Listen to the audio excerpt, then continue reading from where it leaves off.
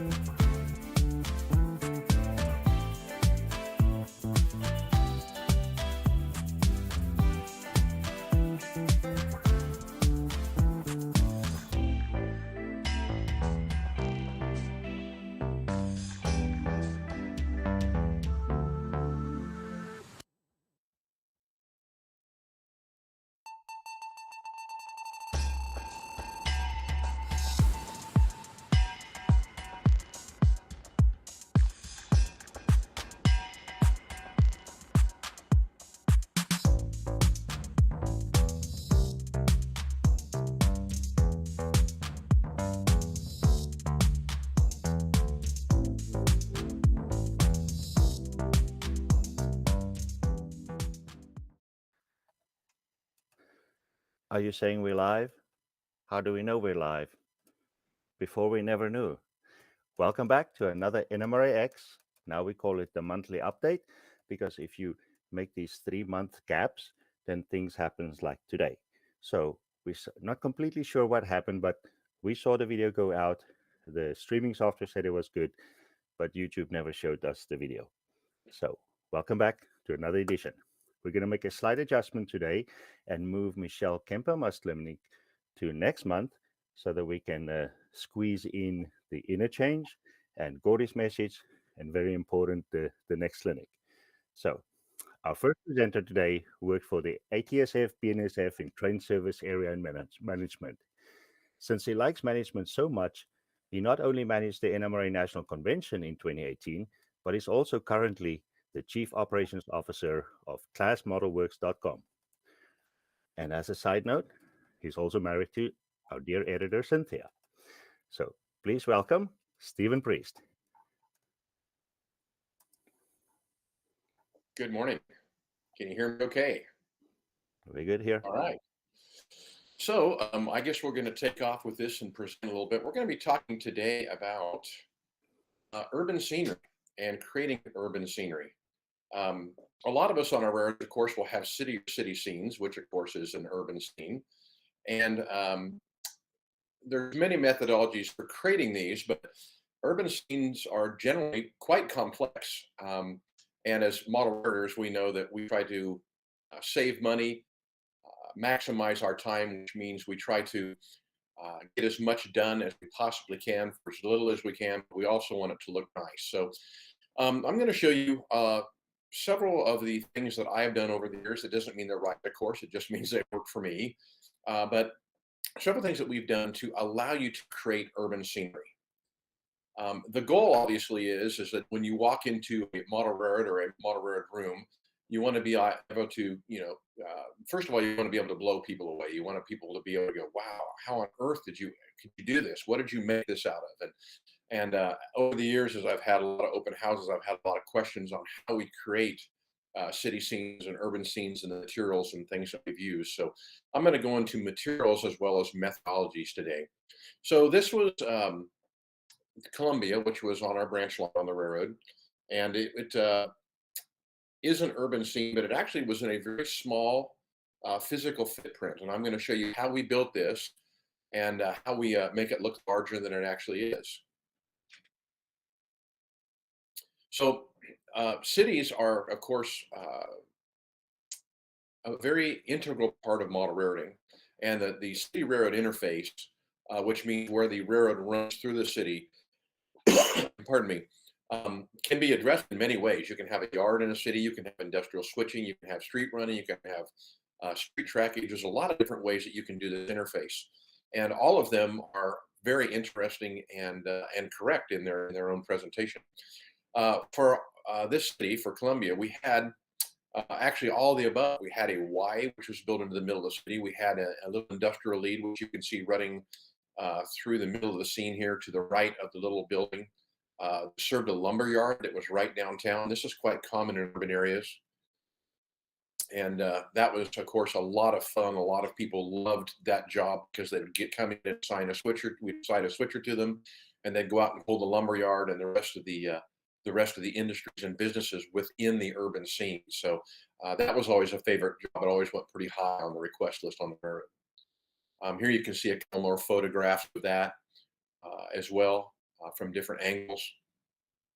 The upper left angle, that gondola is being pulled from another industry, and that is kind of the main line through town, main line on the branch line, or main track on the branch line, I should say. Notice it's fully signaled with the grade crossings and all that, which adds, of course, another level of interest to the scene.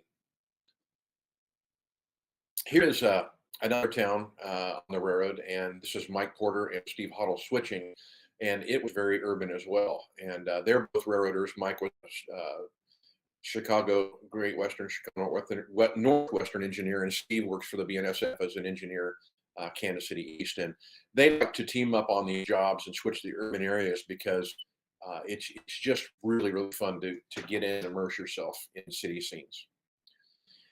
So the first thing we do, obviously, when you do anything railroad-wise, model-wise, you start out by brainstorming. In other words, start out by thinking about it. What am I doing? Why am I doing this? What am I trying to achieve? What am I trying to accomplish?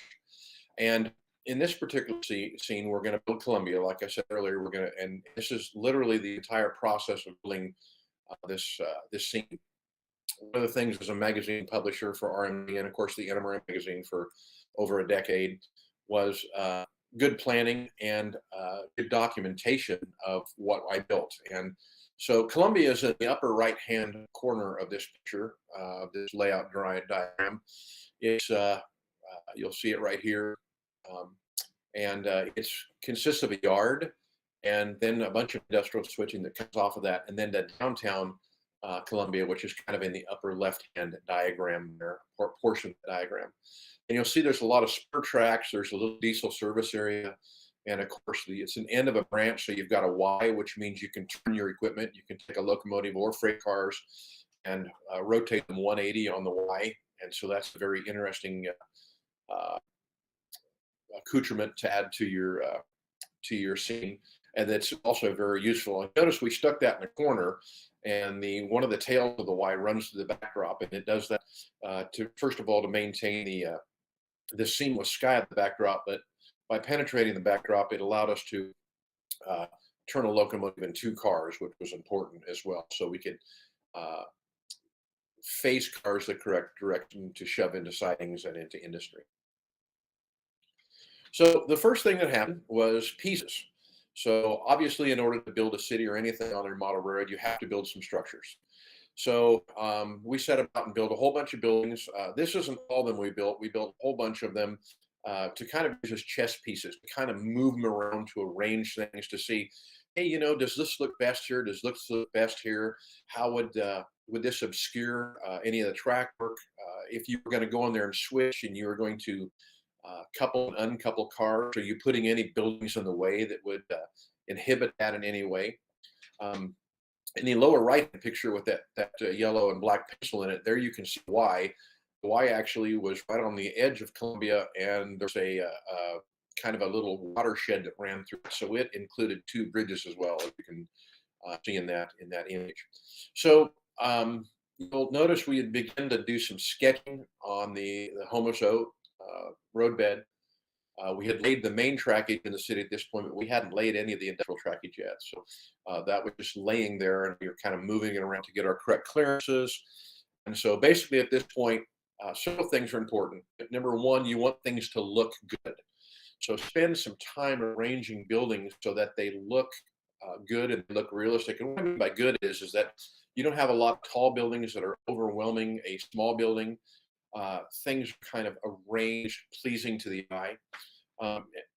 Prior to doing any of this, you'll notice as well, we had gone in and painted the backdrops. And you'll notice on the backdrops, generally my horizon line is about 6 to 8 inches above the benchwork. And this comes out of Mike Danneman's excellent book on painting backdrops. If none of you have ever seen that book or purchased it, that Mike Danneman book by Kalmbach on painting backdrops is astounding. It creates depth in your scenes that just is unbelievable. And we're going to address the backdrops here in a little while, because of course we're in an urban scene. And one of the things we want to do is we want to create city beyond the 3-dimensional buildings we're adding. So we've got the backdrop in place, we've got buildings, we've moved them around, we're happy with them. Now we're going to move on to the next step. Creating the urban space. Now, I'm actually an architectural engineer. That's what I studied in college. And so I spent a lot of time studying urban layout, urban design, and urban planning. So you'll see some arrows here. And these arrows basically point out the backdrop. They point out some industrial trackage. They point out the first of the backdrop buildings that we photographed and glued onto the backdrop. And then, of course, you'll see a lot of sketching going on down actually on the Homoso itself. You'll also notice that there's a bunch of tape taped all over the Homoso there. I discovered several years ago that one of the easiest ways to create a footprint for very complex shapes, which a lot of the times areas between track work, between things, even roads and things, can be made best if you make a template out of tape. And basically the process for this is is that you just start cutting or tearing pieces of tape and filling in an entire area. And then the point of that is eventually you will come up with a template for your city base. So the idea behind this is we're going to create a city base. We're going to pull the tape off. We're going to take the entire thing to the the workbench in the shop, and we're going to build all this in the shop rather than building it in place. And you'll see how we do that here in a minute. So there I'm just about done with the tape template of the city base. And here I'm going to pull it up and just gently remove it, and I'm going to take it out into the garage where we were cutting things. So that shape that you see in my hand there, that is actually the base for the entire city that we're going to be producing. And you'll notice it's a very odd shape, and it would be very difficult to take that shape and transfer it any other way rather than just using the tape. And the tape method works really well for anything. It works very well for complex roads or anything that you're putting on your railroad. The nice thing about it is it will give you the exact shape in the exact scale it needs to be. So, Cinder Streets and Curves. Jim Sacco, who recently passed away, great guy and a fantastic modeler. Jim turned me on to Sintra years ago, and it's a very interesting material. It's actually a blown PVC material. It looked like styrene, but acts very different than styrene does. It's a soft material, so that you can go and actually scribe it with a pencil and make cracks in it. And it's also a very stable material. It's considerably less expensive than styrene. You can get it at sign shops, or you can order it online, which is what I generally do. The nice thing about it as well is it's available in many different colors. You can get it in black. So let's say you had a large piggyback facility, you could easily do that entire facility in black to represent asphalt. So you'll notice in the photograph there, that shape that I had cut out in tape has now been transferred to Sintra. I buy my Sintra in 4x8 sheets, and then I can transfer the large urban areas that I'm building onto that. You're going to understand here shortly why I make these bases to build urban areas. And the main reason is just accessibility. Urban areas are generally fairly complex, and they're fairly you really need to access all sides of them. And we're going to doing a lot of things with the streets. We're going to be decaling the street. We're going to be doing signage and a lot of things. So it's best to work on your workbench. So there's that picture again, a larger. You also notice that the scenery around it is being completed as well. The track work has been painted, and that riverbed kind of in the lower left corner is now has now had plaster put in it and getting ready to put the abutments on the bridges and some things like that. Here's another shot. This is one of the main streets that's going to be going into the town of Columbia. It's fairly wide, you'll notice. One of the things that we often make mistakes as modelers is we make our streets way too narrow. You can go out to some of the dot pages and things, Department of Transportation pages, and they'll actually give you scaled, dimensioned diagrams of how wide the street should be, and shoulders and sidewalks. And when you transfer those into model railroad, you're often amazed at how wide your streets become. Here's diesel servicing area, and again, it's built on a foundation of Sintra, the same type of thing. And you'll see a piece of Sintra laying back there. I think this one I just cut in place because it was fairly simple. It wasn't tucked between any curved track work or anything like that. Here's what that diesel service facility would eventually look like finished. And you'll notice that the track work and the ballast and everything is in there. Structures and buildings do not float on top of the scenery. So one of the things I always try to do is I always try to put the structures, especially the foundations, in before the scenery, and then I build the scenery up around it. And that's really important because that way you don't get the appearance that all your buildings are floated on top of your scenery. If you'll notice that concrete that I showed you in the last image, it was put down first, and all the ballast and all the foliage was tucked up to it. So it looks like it's embedded in the scene because, of course, it really is.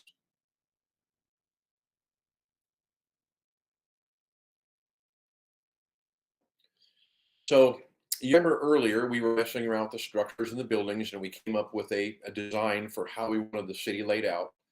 Um, so now we're actually have the center down in place, and we're beginning to transfer some of these buildings and structures onto the center itself. Now you'll notice at this point, the city scene is still on the layout. And the reason it's still there is because I'm very visual when I do design work. And again, you'll notice there's structures are up front, so we're pretty happy with their placement. But at this point, we're looking at the widths of the roads, and we're also looking at the backdrop and the backdrop structures. You notice in the upper left behind that Rexall sign, and in the upper right, we now have photographic backdrops which have been cut out and just glued right onto the backdrop.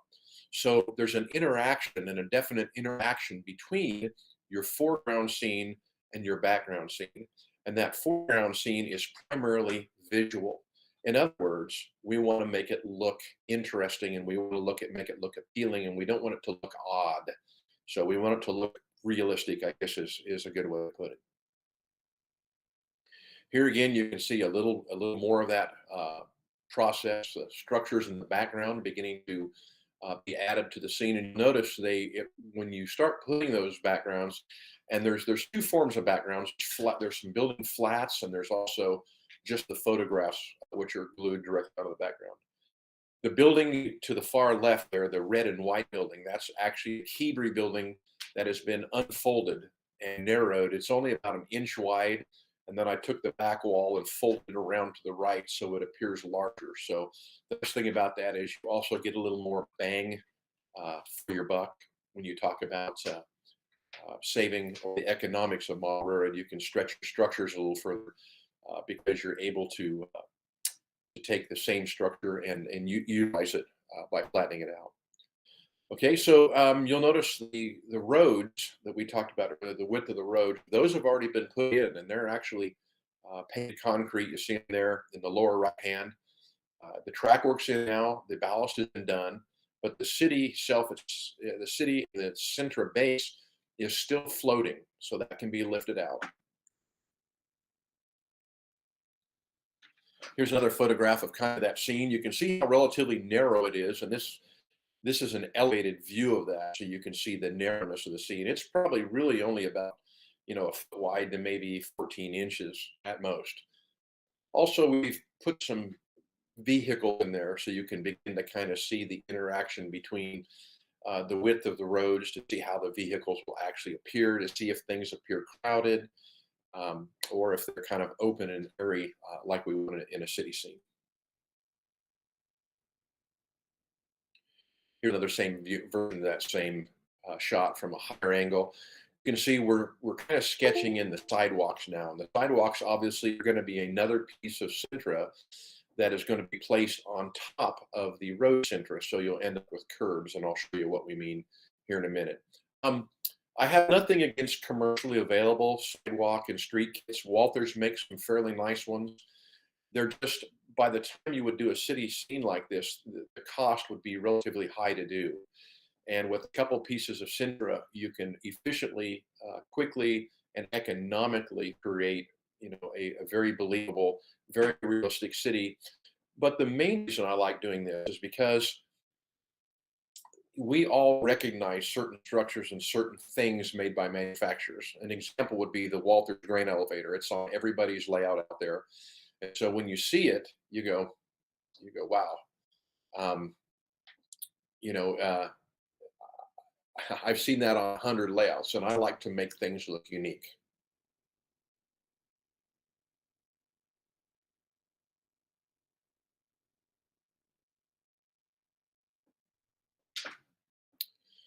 So after a while, we start asking ourselves, what looks good in the scene? We're going to start looking at it from various angles to see how things present.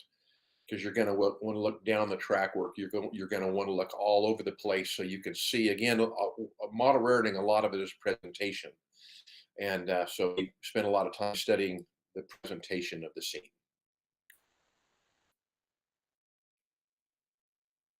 After we were fairly happy with how we had laid things out, we moved the entire process into the shop. in one of the shop tables where we could then work around all sides of the model. In other words, instead of just working from the front, which was the only way we could access this entire scene on the layout by moving it into the shop, now we can rotate it, we can pick it up, move it around, and look at it from all sides and detail it and do all the work we need to do from all sides. You'll notice in this shop, we have now put a lot of the curbs in, or a lot of the elevated areas that the sidewalks and the buildings sit on. And you'll notice I had kind of been doing some scribbling. Originally, at one time, I had the sidewalk longer on the left side, and you'll notice I marked that off. I decided to shorten it to widen the street a little bit.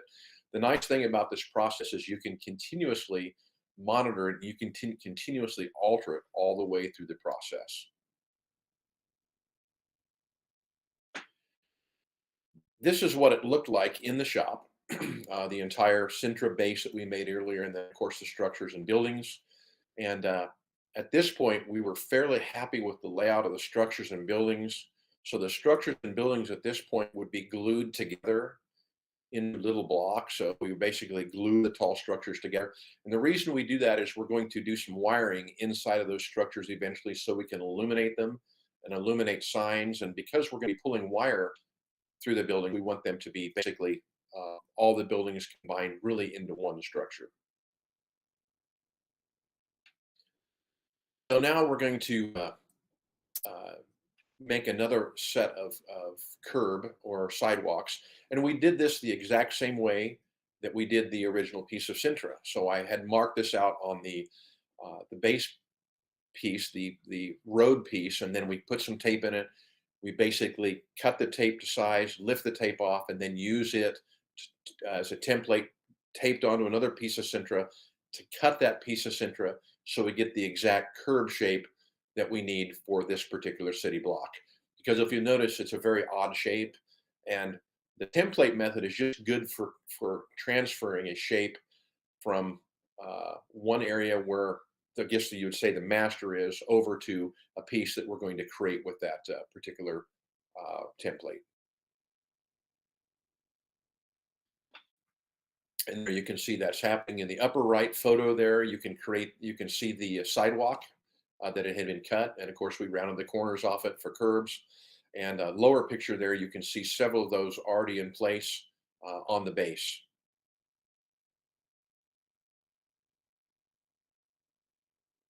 The next thing that we do, that we did with this, is really kind of a combination of things. Most sidewalks, especially if they're concrete, are going to have basically cracks in them. They pre-crack them for expansion, and so if you get expansion and contraction, hopefully the concrete will break along the scribe or the crack, actual pavement. So we add those, we put those into the street itself and onto the sidewalks. In order to do that with the buildings removed, I always mark the building front edges, which you'll see in the upper left hand there.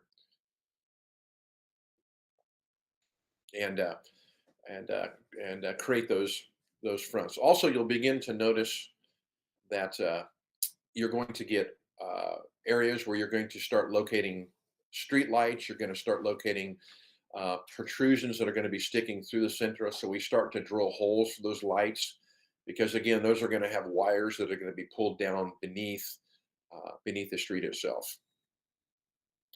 Another thing, you can use a pencil or you can use a scribe, either one with Sintra.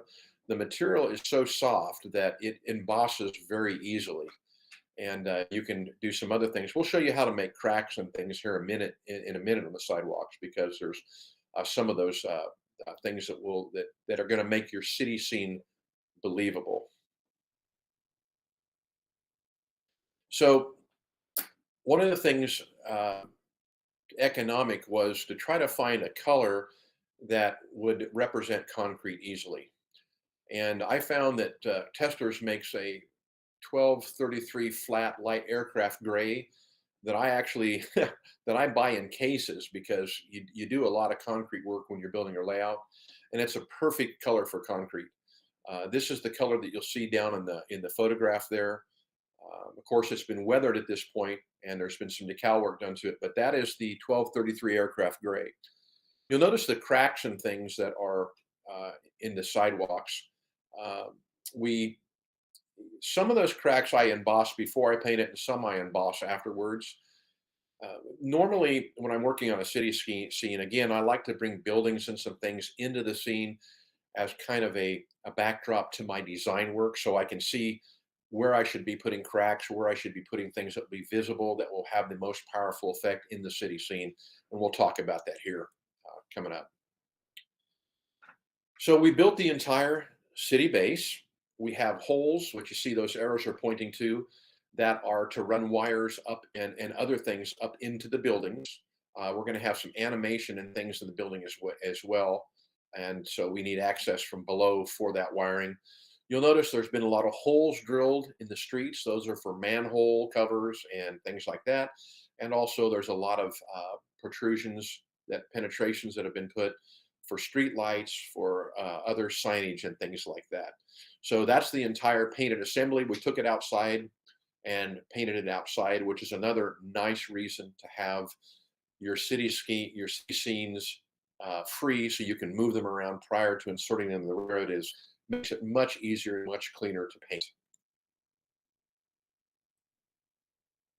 So once that had happened and we had done the major or the majority, we began to fill in a little bit of additional paint as we added some additional structures and buildings to the backdrop areas.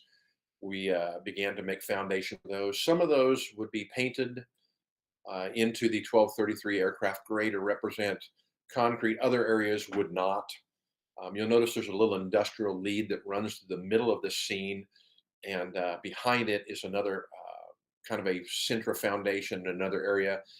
That actually was built in place because of the fact that we didn't need to access it like the main city block. So we had some additional background concrete as well that we used. So pavement striping. So we've got our pavement in. We've done a little bit of weathering to it, or not weathering yet. We've done a little bit of coloration to it. We did the concrete paint. Now it's time to add our striping. So I had a local printer print up some street striping decals and a whole bunch of things. You can see the decal sheet I had done there to the right, and then you can see some of the signs and signage and things over to the left being decaled actually directly onto the streets themselves. And I'm not going to go into the decal process because everybody out there, I'm sure that listening to this has decaled something, but we just use the standard decal process of soaking it water, putting it on, dragging it off, and then settling it into place with Solvaspet. And it takes quite a while to do an entire city scene.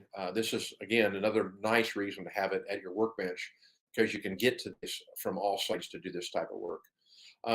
When this is all done, you're happy with it, all your decaling, we're going to coat everything with dull coat, obviously to seal the decals in, and because we want all the colors to be very dull in the city streets. So let's talk about taking this to a realistic appearance now, and that's done with weathering. So the city scene here was weathered with India ink, thinned India ink that was just brushed on.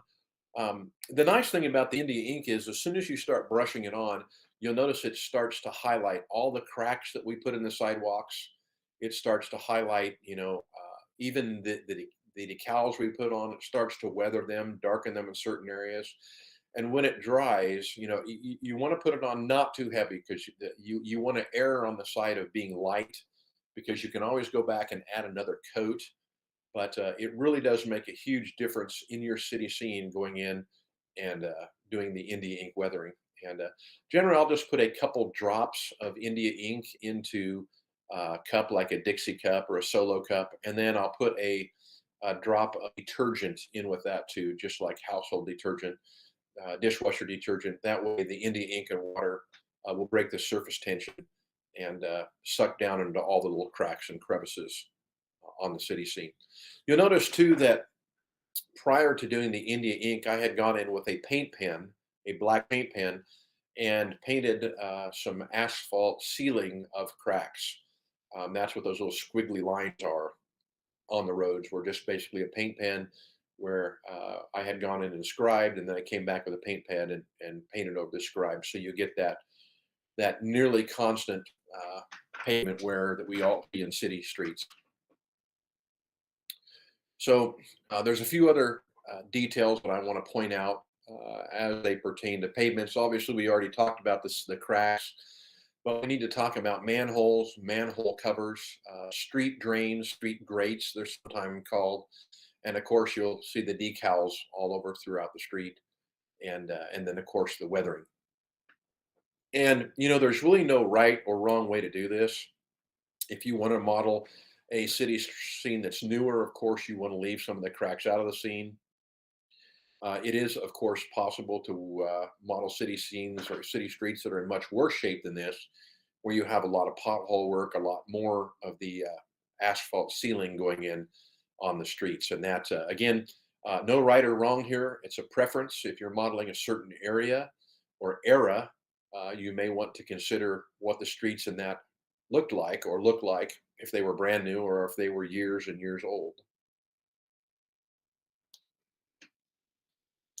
Here you can see the India ink wash. You can actually see the little container of it up there that I'm painting out of, and you can see the effect of how it settles down into the cracks that we've scribed into the Sintra.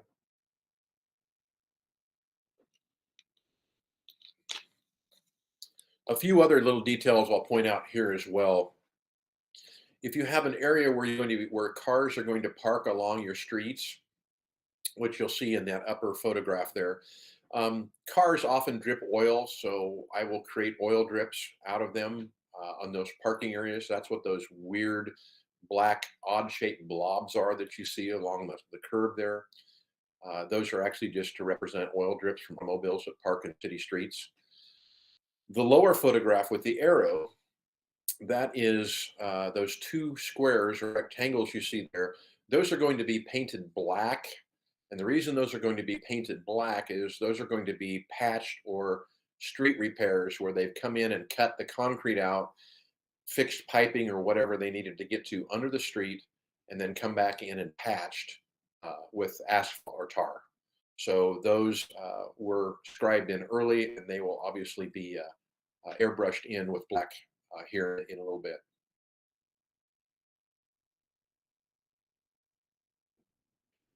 Patches and repairs.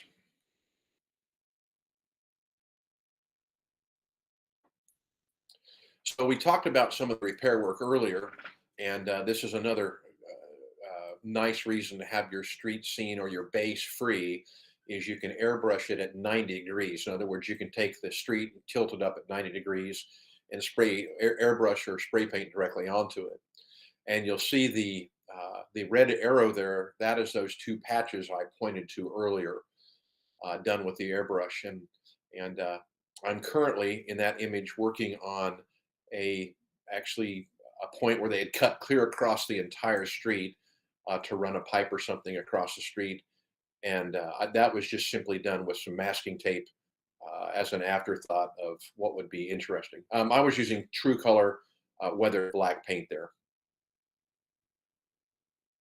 The upper left image, you see one of those little automotive drip spots. It's kind of located right above the word only there, between the little tick mark, which is a parking mark. And that's done with some extremely thin True Color paint, just kind of dabbed on with a brush. And again, there's a myriad of ways to do that. So, but I just put it on extremely thin with a brush.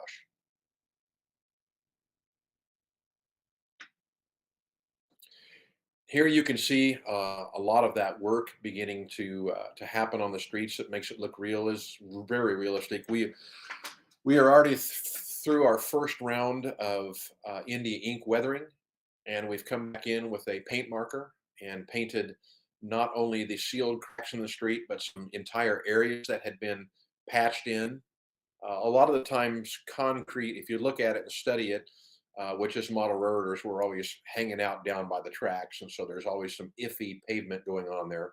If you start looking at that pavement, a lot of the time you'll realize that the pavement cracks or breaks along one of the actual seams that is in the concrete. And you'll see that that's why that shape, that blob there has got the straight, one side of it is straight and the other side is crooked or curved because of the fact that a lot of times concrete breaks along those expansion joints that they put into the pavement.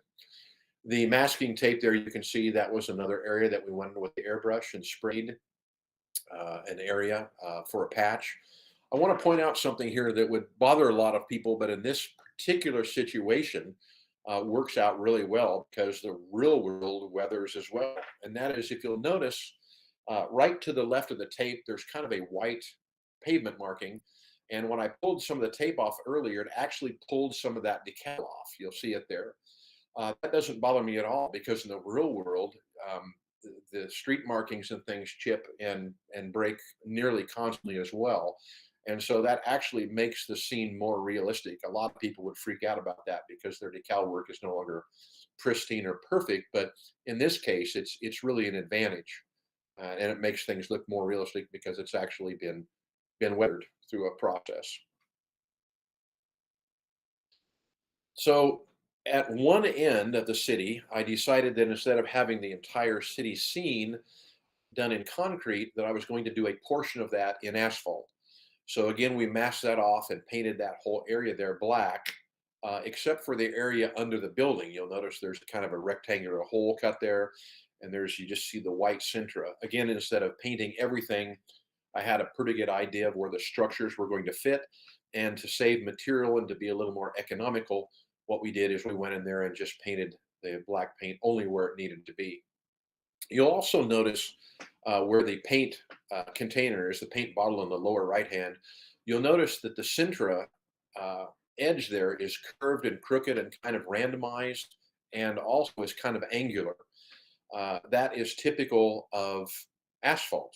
When you go in and basically squish asphalt down with a roller, what you end up with is kind of a tapered, non-straight edge where it is free to kind of squish. And so where it's up against the concrete, you'll get a sharp straight line, but down below there, where it's kind of free, that's exactly what happens. You'll get that unique, non-perfect edge, and that's easy to cut an angle into the Sintra. And of course, with the workbench, you can, work around and rotate this so you can cut it, look at it, and kind of create that non-perfect asphalt-looking edge.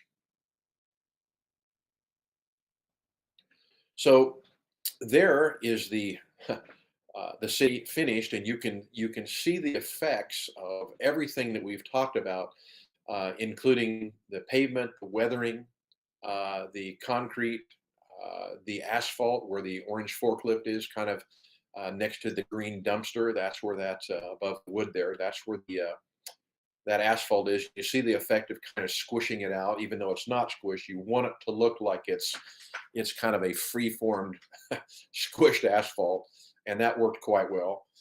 We've added more details at this point that I'll point out. We added a water tower.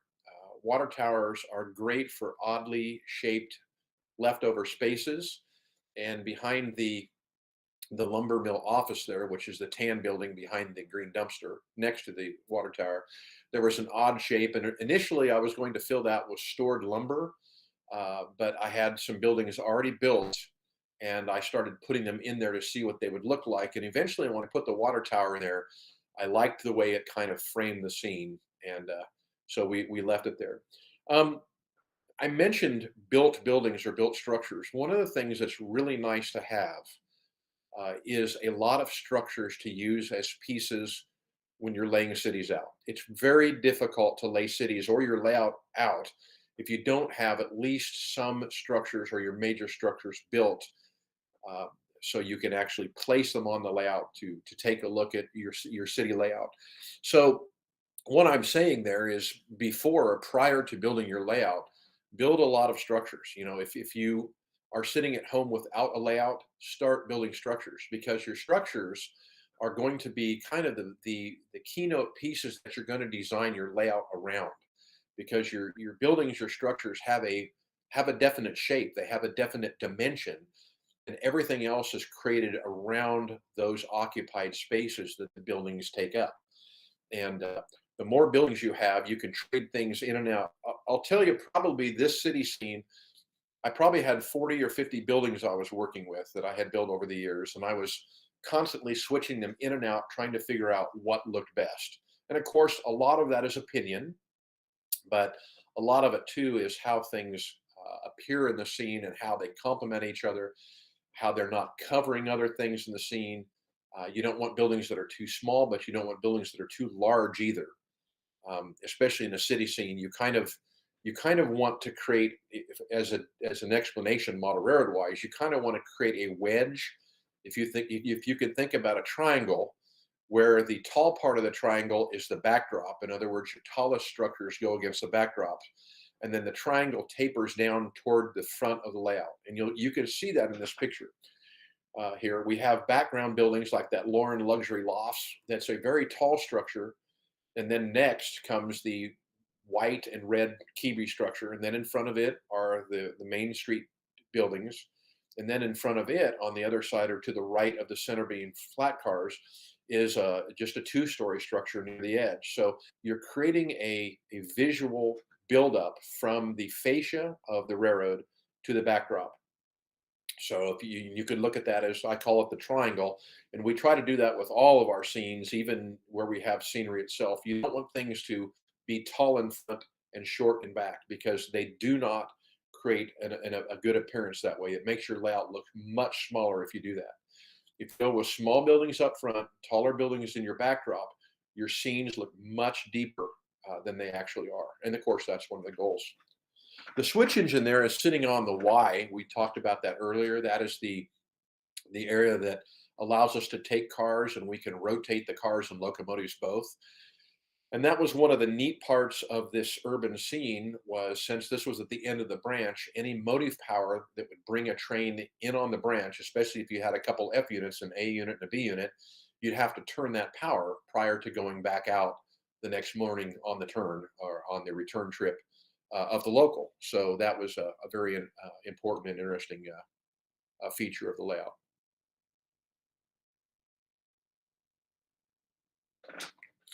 Signs, signals, and lights. So we talked about these when we were drilling holes in the base, but we're gonna jump back into the base and show you how we fill out the scene so it's realistic. You'll notice that base, both of the center bases have holes drilled all over them in this point. And the reason is that's where signage is going to go, street lights, traffic lights, and grade crossing lights are going to go. And by having this again at the workbench, all these can be very easily accessed and added to the scene. And these, of course, were all pre-built. We built all these things prior to creating the scene. But the nice thing is by having them as a palette or as part of your repertoire, again, you can take those and you can start placing them in the scene to see where they look best. One of the things we created with this city scene is the wide streets. I had mentioned that before. So we have wide streets. Some of the places, some of the streets have turn lanes in them. Look at the width of that grade crossing. By the way, that's a board by board grade crossing, which is built out of just Kapler lumber that was tucked into the street and then painted to look like creosoted wood at a later point. But the railroad crossing signs, all the decal work, and then of course all the signs themselves. I left one of the street lights out at this point, which is kind of in the upper left. You can see it's laying on its side there, yellow, and you'll notice the dongle that comes down out of that. So you actually have quite a bit of wiring that comes out of that. And that is going to have to go into some circuitry to run that. So again, we built this at the workbench, laid all these things out, then brought it to the railroad to do the finish wiring. You'll also notice there's holes cut, triangular or rectangular holes cut through the centra. Pardon me. And then at this point, we've drilled holes through the homosote and through the 3/4 inch plywood, so that a lot of the wiring for the buildings and things can begin to be fed up from underneath the railroad, where of course our power supply and electronics are going to be housed. At this point, there's another arrow, the upper arrow there, that points to the backdrop. Those are just backdrop buildings that I photographed with my camera and then printed out on an 11 by 17 color printer and then just glued to the backdrop. And they add a lot to the scene because realistic backdrop buildings do several things. First of all, they act as a kind of a guide as to how your building should look, because of course they're real buildings. They're weathered, they've got junk all over them, they've got patched up windows, and so they help a lot. And you want to try to match your foreground buildings into those buildings to some extent. You also see signs stuck in here. You'll see the grade crossings signals put in at this point, and several other things in the street scenes themselves. Here's another shot of that same street. You'll also you'll notice that I had finished the street closer to the edge of the layout, which is toward the bottom of the image. Part of that finishing was doing the grade crossings themselves, like I mentioned earlier, out of Kevlar lumber, and then painting it a creosote color, and then coming back and decaling over it. You'll notice that the grade crossing itself, the wood, the creosoted wood, now actually has the decal strapping across it, which adds a little more to the realism because it ties the pavement into the scene just that much further. And you'll notice there's still some building work going on. That little bar there, that little Schlitz beer bar.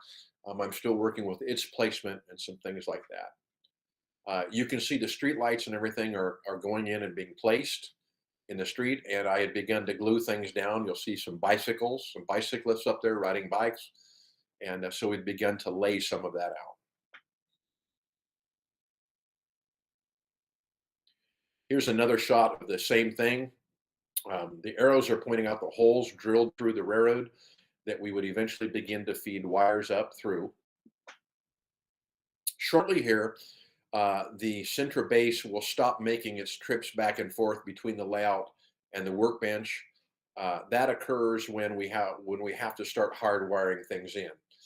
Now, my buildings and structures are all in plugins. I buy little off eBay. I buy little male-female plugs, so I can actually unplug buildings and take them back to the workbench if I need to. But the center base will eventually be affixed into place because we're going to build the scenery right up to it. In other words, we're going to ballast it in place and we're going to put foliage up to it so it is not floating.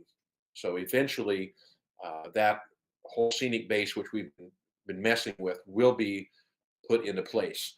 That also allows all of these street lights, traffic lights, and grade crossing flashers to have their wiring pulled under the layout where they can then be wired.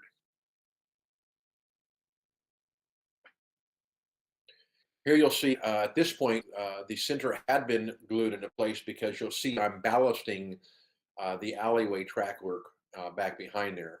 And so once you get to this point, you need to pretty much make sure that your base is where you want it. And if it's not where you want it, you can at least access it to continue to work on it. And we would do some of that because we're going to detail this out with people and vehicles and things like that once the structures are put into place.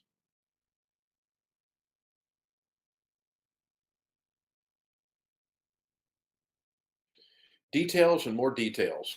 So I have a son and he loves to build models. When he was younger, we would put him at work just doing details. We would go out and buy all kinds of cast metal, pewter detail parts, and he would sit and paint them for hours and hours and hours. And those details are what really finish your scene off. Once your buildings have been put into place, glued into place, your wiring has been done, you have taken your scenery material, your ground foam, and your ballast, and basically set the building in place and then ballasted or scenic up to it so it's not floating in the scene. The detail parts can then be added all around it to really make the scene look good. And just simple things such as you've got a bar and there's a motorcycle.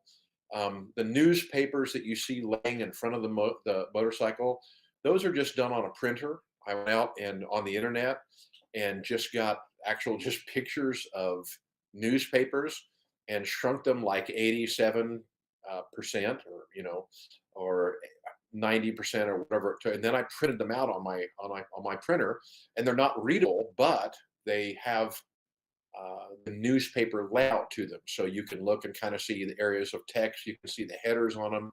Some of the main headers you can read on them, but we just printed those out on a laser printer and then cut them out, and then we soak them with water so they're pliable. So when you lay them down on the scene, they'll conform like part of the newspapers laying up against the back of the building there. Um, there have been a lot of articles done on creating signage for structures, but it's important to have signage on your structures because cities are full of advertising, full of people trying to get you to do things, and that's what advertising is about. And they're also very colorful and they're very lively in a city scene. You'll notice behind the buildings, there's a couple trash barrels and there's a dumpster. That's believable because when you go behind a building, that's pretty much what you get. Also, you'll notice there's a large bush back there and some other out of control foliage. Generally, a lot of bars and things like that aren't things that are looked at in the daylight. So a lot of the times, their outside groundskeeping has a lot to be desired. So we want to build that into the scene as well.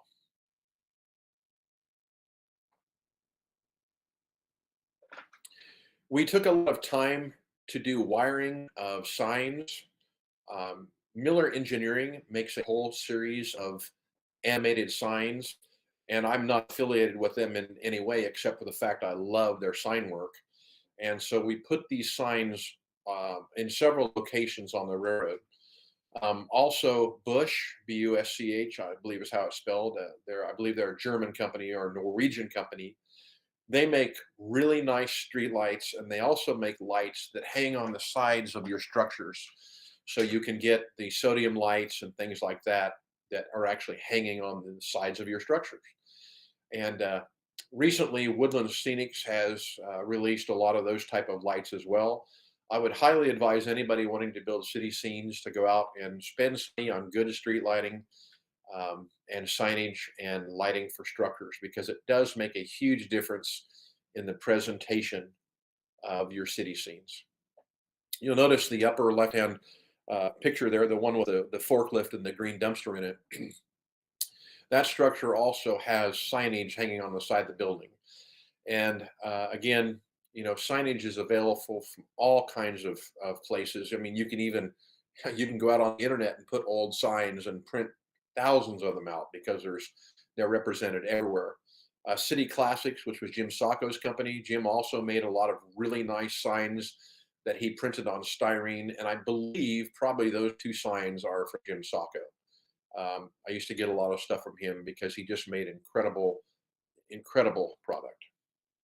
The lower right-hand photograph, you can see the Jeep 9 there going in to grab a wood car, a lumber car, running right down along the street and then across the street into the scene. And that is, again, was one of the favorite jobs that guys like to run on the railroad, were the urban switching jobs, because it's fun to run trains into those urban scenes.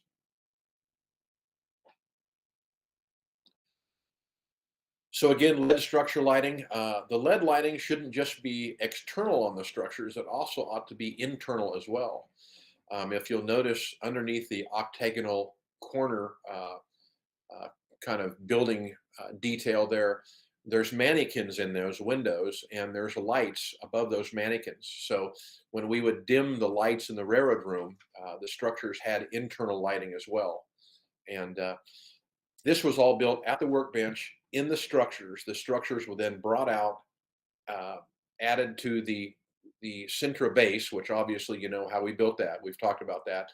And that allows you to get very, very detailed scenes with nice curbs and then nice street work.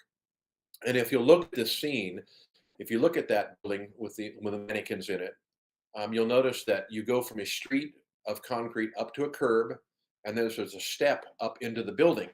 And you'll notice all those are the same color, or roughly the same color. And that is that 1233, that Tester's gray paint.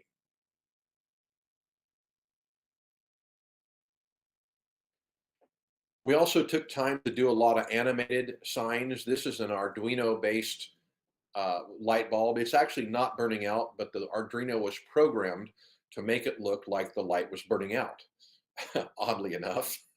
So the idea behind this is when you had this in a city scene, you had a light that was failing, a light source that was failing, yeah, just like we have in the real world. Here's another view. We had operating traffic lights and grade crossing signals. These are from Walthers, and they are animated, so they would go through the entire sequence. This street was laid out so that it can be viewed from the edge of the layout. So from the edge of the layout, you can actually look right down the street. And you could get down on street level and look down the street. And there's no end to how much and how far you can go with this. We debated at one time putting headlights in vehicles and turn signals on vehicles and brake lights on vehicles. You can do all that kind of stuff. I've even seen recently that there are some companies that make vehicles that will move on tracks, magnetic tracks. And there are even things like bicycles that are animated that you could run bicycles down to the street. The challenge with that is I guess you need to ask yourself, how much is enough? And you also need to realize that once you animate one vehicle, you really need to animate all of them. So there's an issue with how far to go with things. So we opted not to do that, and we opted to just put the signage in and do a little bit of animation with the signs. If you notice in the upper left-hand image in this particular presentation slide, the backdrop is still kind of just a sky blue back behind that Volkswagen bus there. That would be changing here pretty quickly. We would go out and photograph an actual street scene from an angle, and then we would change the pavement color to match our 1233 testers so that we would get some depth in that, and you'll see that here in a minute. We talked about details earlier. My son loves modeling, loves working with the airbrush, and so we have just mounds and mounds of basically soft pewter details, and he would paint them constantly. You'll also notice behind him there's structures back there, there's buildings, so we constantly build buildings. So here's the downtown lumberyard. We talked about that earlier. You can see the detailed city scene. You can see how taking time to lay out all the structures so they look good. This was not accidental. This was all laid out very intentionally so the scenes look good, powerful, they photograph well, and they're entertaining to people visiting the layout. So final thoughts on this. You'll see this is looking down the street itself, and you can see the Volkswagen bus, and you can see the photograph that we shot of the street. So it makes this street look like it goes on into the distance. Again, this scene is only about 18 inches deep, but by using the triangle method of the short buildings in the front, building up toward taller buildings in the rear, and creating depth by using backdrops and flats and photographs, you get a really powerful street scene. The other thing I want to mention is you'll notice the fascia. We always took time on the fascia, which is the olive drab fascia, to clean up, body putty, and fill in any gaps or anything that were in that fascia, so it's not distracting from the scene. If you think about what a fascia is, it's actually what we call a section. In other words, it is as if we have gone into the real world and we have made a cut through the real world and removed part of the real world so we could stand in front of what remained. That cut needs to be clean. And the cleaner you can make that, your fascia, the smoother you can make it, the more refined you can make it. It removes that distraction from the rest of the layout and makes the scene look very, very powerful. Again, there's just a printed building in the backdrop, added foliage all throughout the scene. Again, the very clean fascia and interaction with the Sintra. That's the animated sign we talked about earlier that was burning out. That is just a building flat, which we talked about before. We talked about building and structure graphics. You'll see those all over in the scene. And then, of course, we talked about the depth of the scene created by shooting down an actual street, and just gluing it beyond the street itself. Here's a view from above. You can kind of see where the fascia is, how the street is, how things were weathered, and how the whole thing comes together. Cracks in the streets, street lights, grade crossing signals, repairs to the concrete. There's some lumber, the motorcycle, grade crossings themselves, some repair work being done to the road.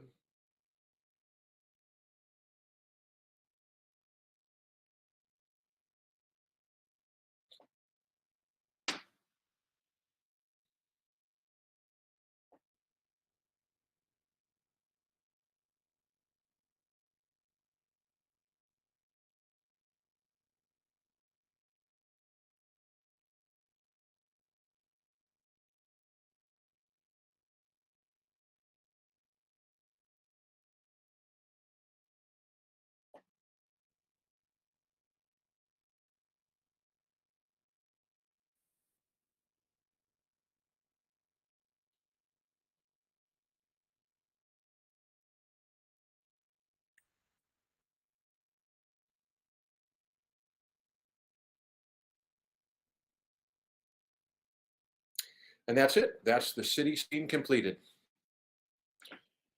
The entire project of building that I think it took about 2.5 weeks, and that was from having quite a few of the structures already built, but actually building the scene from start to finish.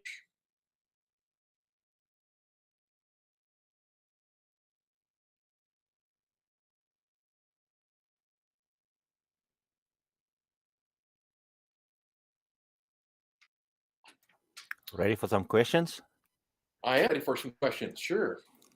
You said 2.5 weeks. When did you sleep? Yeah, not much. Or how big was the army of helpers? It was actually that particular project was just me and my son Joel that built Wow, that. amazing. We had 15 people working on the layout at one point in doing various things. But the city scene, once you build your buildings, it's not too difficult. It's just little teeny things. Okay, we're going to rewind a little bit to the beginning. Any hints on selective compression specific to modeling prototype urban scenes? Yeah, you definitely can do selective compression. Selective compression obviously means using N scale or smaller buildings to make things look like they're in the distance. We did that a lot with our rural scenes. Urban scenes I've messed with somewhat on that. That would work very well if you were doing per se a very large city, which means you had skyscrapers off in the distance. You would definitely shrink those size-wise so they appear that they're way off in the distance. Columbia is kind of a medium-sized Missouri city, really a town. I shouldn't even say city. So the urge to kind of create a backdrop and have nothing behind that gives the appearance of, yeah, you've got a city, but it doesn't go on too terribly far. Okay. Should photo backdrops be vibrant as shot or muted, faded to contrast the foreground buildings? Well, there's a lot of theory built into that. I mean, you can definitely mute your backdrop stuff a little bit, which you do by adding some light to it, so you'd get some atmosphere. But again, if I was doing skyscrapers that were like 4 miles away, I would put some atmosphere in there. In other words, I'd hit them with a light overspray of white paint, so you could get some quote unquote atmosphere between you and the scenes. But in this particular scene, we didn't do that because it was pretty much a small, 15,000 occupant town that we were modeling, so we didn't do a lot of that in depth. Where did you print those backdrops? At home on a printer, or did you take them to a professional shop? You can do both. We actually have a Xerox DocuColor printer that will print 11 by 17 images. It's a laser printer, so we would just buy good quality paper, print it with a laser printer, and then cut it out, and then just glue it onto the backdrop with spray adhesive. The key there, I imagine, is having an 11 by 17 printer. Inkjets are fine, but they're a little prissy when you're dealing with things such as ballasting around them and things where there's sources of water, liquid. Yes. Because inkjet stuff will tend to run, and toner-based laser printers will not. And what did you guys do to deal with the joints in the paper from one sheet to the next? Well, generally the buildings were cut out, so I would do individual buildings on each sheet, and then I would lay them over each other. Okay. So all the buildings I did would actually fit on an 11 by 17 sheet, so we didn't have any other issues. The backdrops were hand painted, and then the buildings were just cut out and glued onto the backdrop. Okay. The next group of questions are all about Sintra. Most of us have never heard of this unless you watch late Jim Sacco's clinic. Where would someone get this material? Okay, Sintra, the idea behind Sintra was to make a lightweight material. So it is kind of like foam core, but it's not. Foam core has cardboard on each side, and then it's got kind of a squishy plastic between it. Sintra is a solid product, but it is air blown. It has air in it. So the idea behind Sintra was the fact that it's light. And so you will find it at a lot of sign shops. So if you live in a larger city that have sign shop, places that make signs, a lot of the signs, like for Walmart and things, are made of Sintra. So if you have friends that work at Walmart and they're regularly rotating their signs, get to know those friends, because normally they just throw those signs out.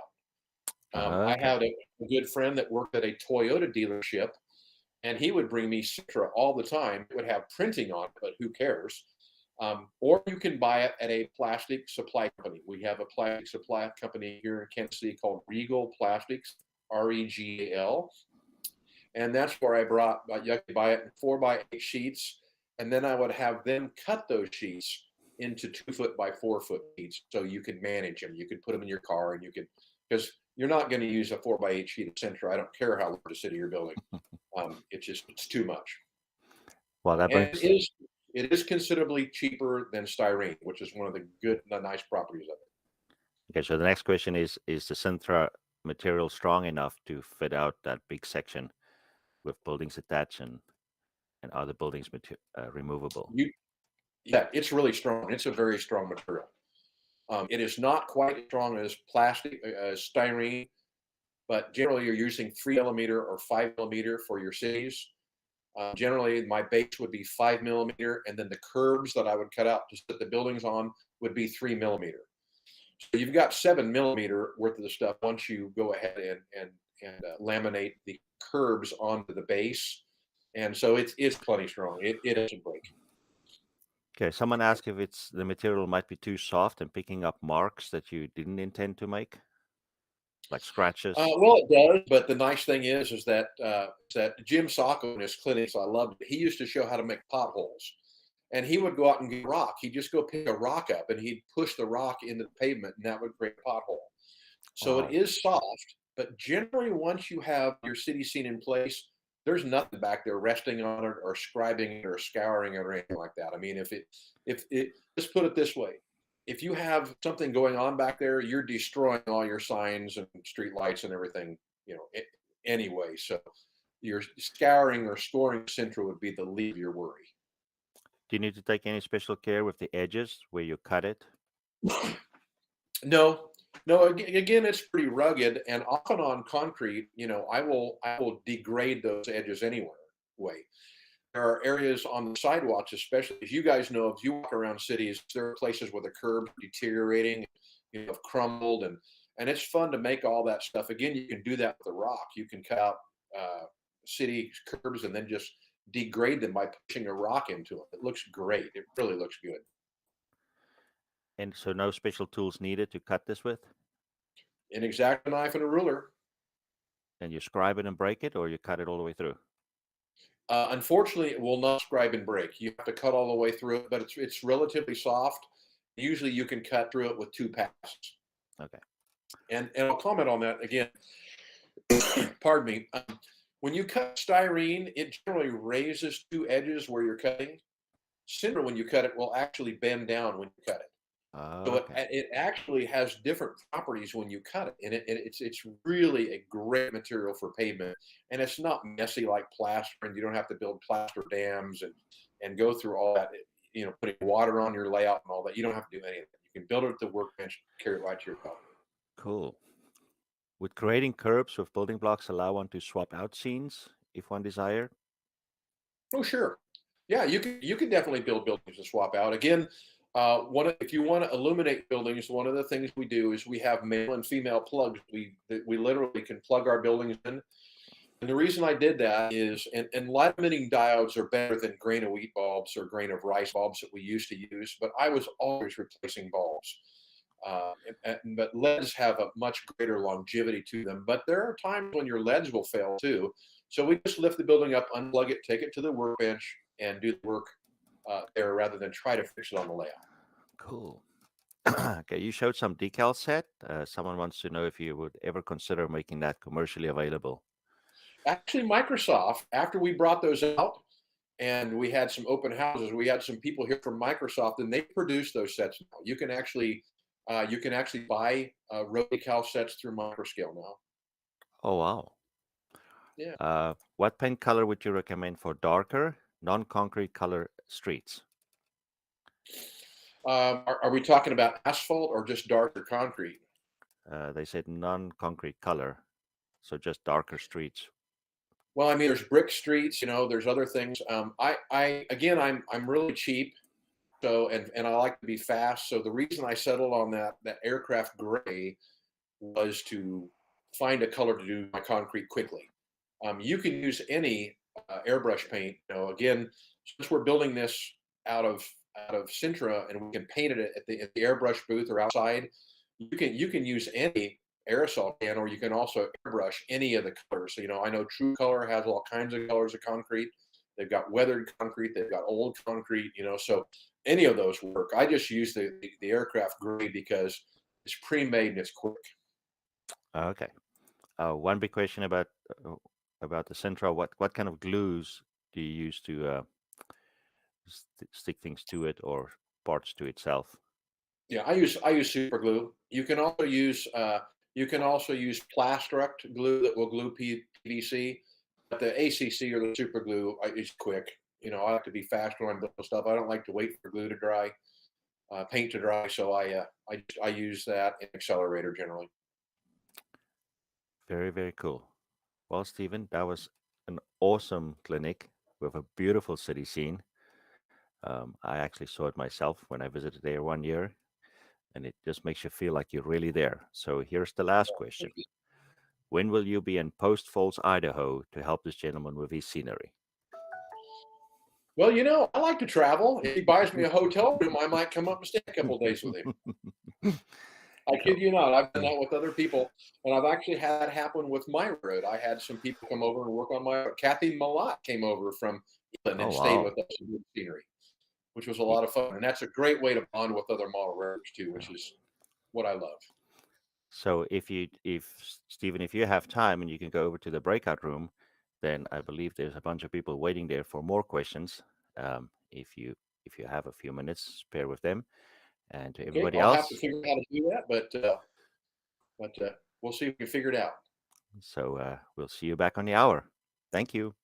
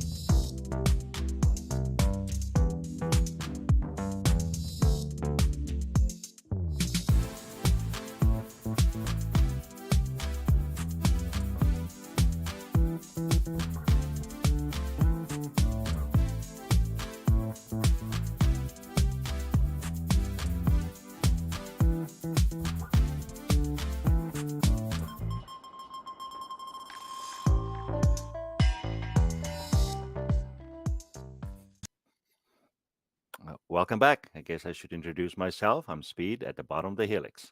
We had some technical difficulties this morning, so we ended up sliding up all the clinics by one, and we will present Michelle Kemperma's rail fan in Colorado next month. I believe it's March 25th, whatever the fourth Saturday is. We have breakout rooms that will slide through the screen or show somewhere in YouTube and Facebook if you guys want to join there to ask Stephen some questions.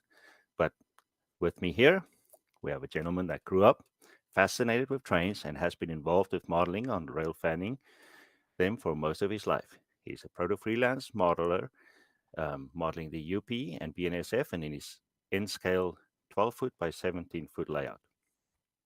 Also operations guy, so just hint twice and he might invite you. Today is here to help explain the NMRA interchange and how to join in this fun feature that we've just added to the big association. So please welcome Cameron LeFleur. All right, welcome everyone. I'm Cameron, member of the Northern Utah Division, and one of the moderators that helps out with the interchange.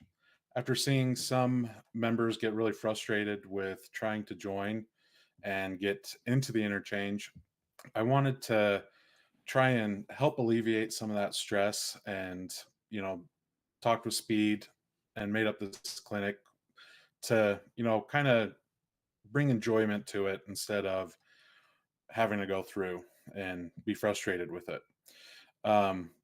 So hopefully by the end of this, we can get in the interchange without any issues, pain-free and quickly. And we're going to talk how some of the things work in Discord, which is what the interchange is part of, and some of the things that you can see once you're on board. Discord is an online communications platform that is used by many different groups of people. It was used to facilitate meetings, collaborate in gaming, or just a place for like-minded people to gather. It was originally made for gamers that were playing online video games to talk and chat with each other and communicate and collaborate with the bigger raids or games that they were playing. However, it's since morphed and become another tool that many people and organizations are using to talk, chat, and collaborate together. Servers are created by individuals or groups, and then people are invited to join these servers either by other people that are in the server or with a special link. In our case with the NMRA, it's with a special link. Please note the NMRA has not created Discord and has only created the server that is inside it that you'll be joining. The NMRA has called our server the Interchange, and I'll be using that kind of interchangeably, Discord and the Interchange. What this means is that utilizing Discord, you have access to the entirety of the NMRA globally instead of just your local area or through the different groups that have made with Groups.io or Facebook and such like that. As Gordy said in his announcement, the Interchange will provide an online space for our members to collaborate, learn, exchange ideas and information, and much more. There's a few prerequisites, but they're not really hard or anything, and two of them go hand in hand together. You'll need to be a member of the NMRA and have access to your member number.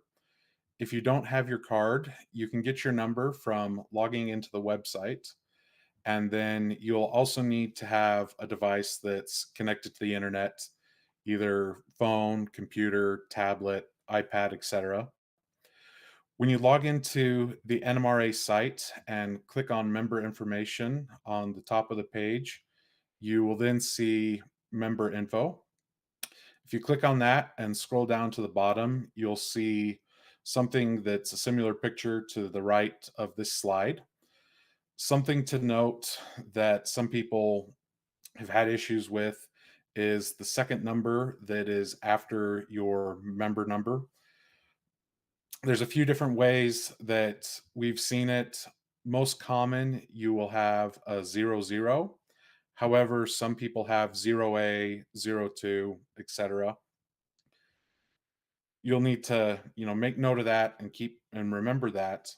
And also, if you have a letter combination, please note that it's a 0 beforehand and not the letter O, as that will cause issues when trying to onboard or get into the interchange.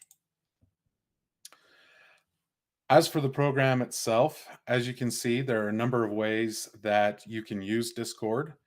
If you want, you can just have it in the browser like Google Chrome that I have shown here. And that works just fine. You can bookmark it and you don't need to install anything. But you will see this banner that's in green that says the functionality and performance will be better if you install the program onto your device. You don't need to do that, but it does open up a little bit easier with using it.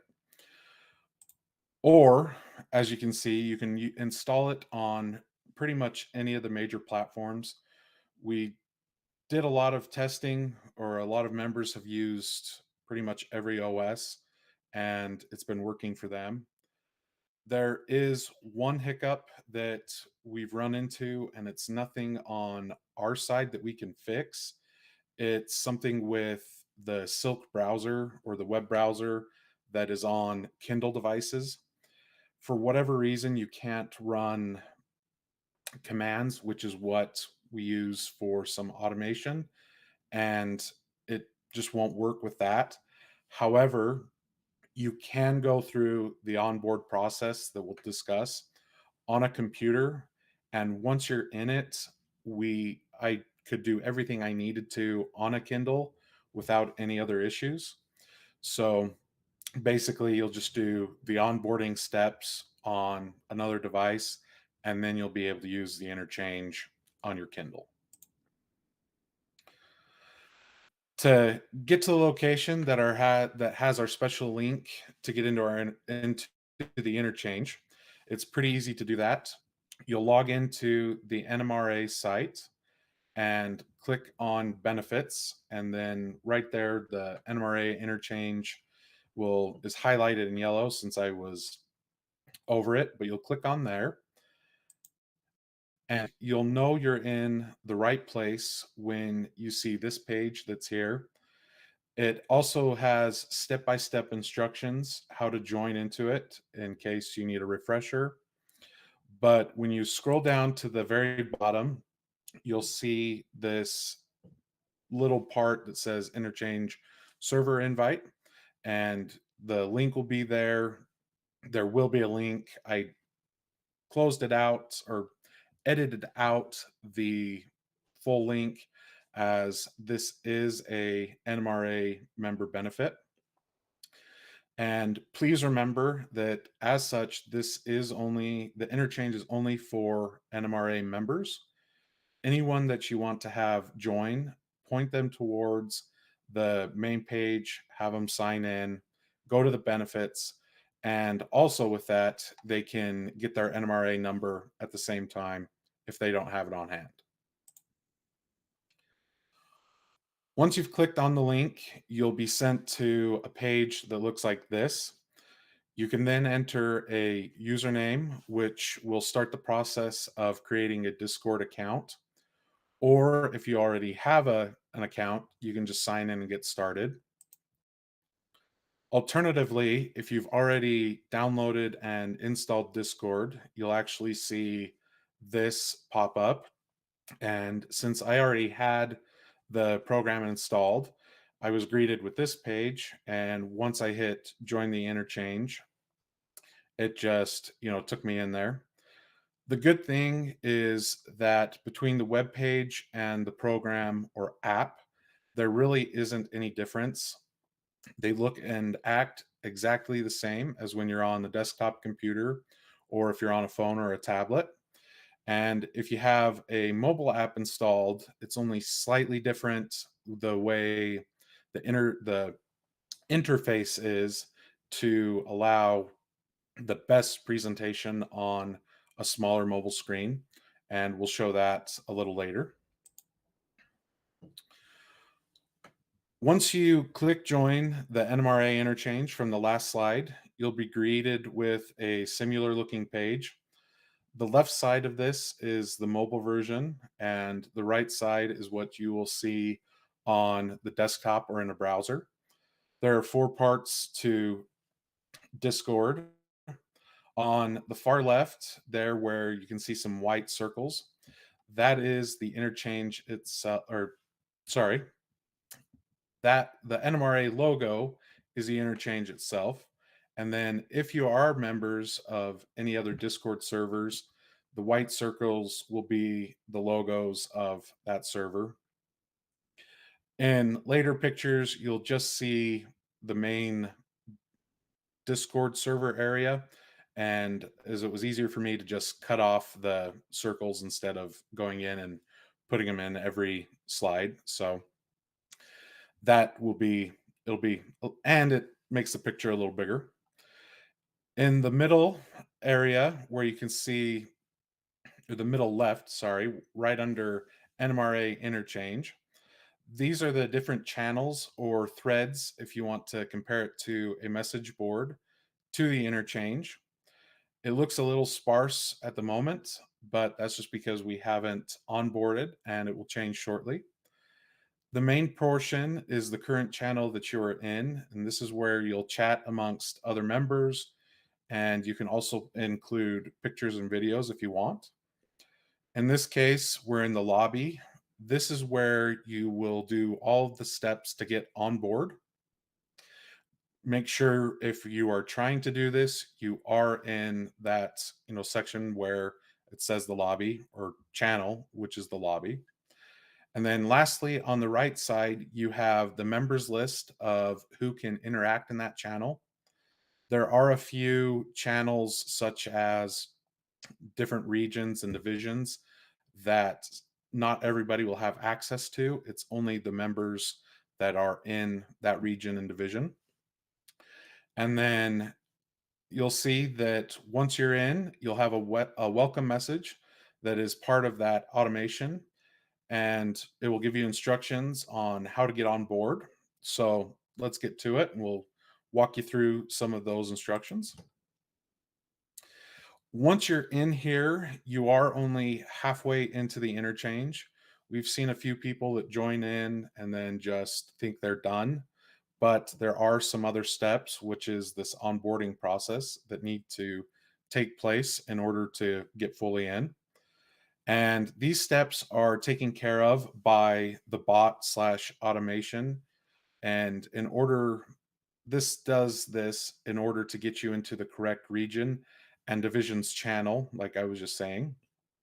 And it helps to speed up the process as well, instead of members of the moderator team or the admins having to go and double check and make sure you really are a member of the NMRA. And to start this process, we're going to use a command. If you type in the chat area, the /, you're going to see available commands.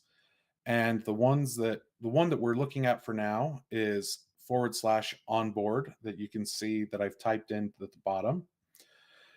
This also gives a small pop-up above the text box, and you'll either click on that.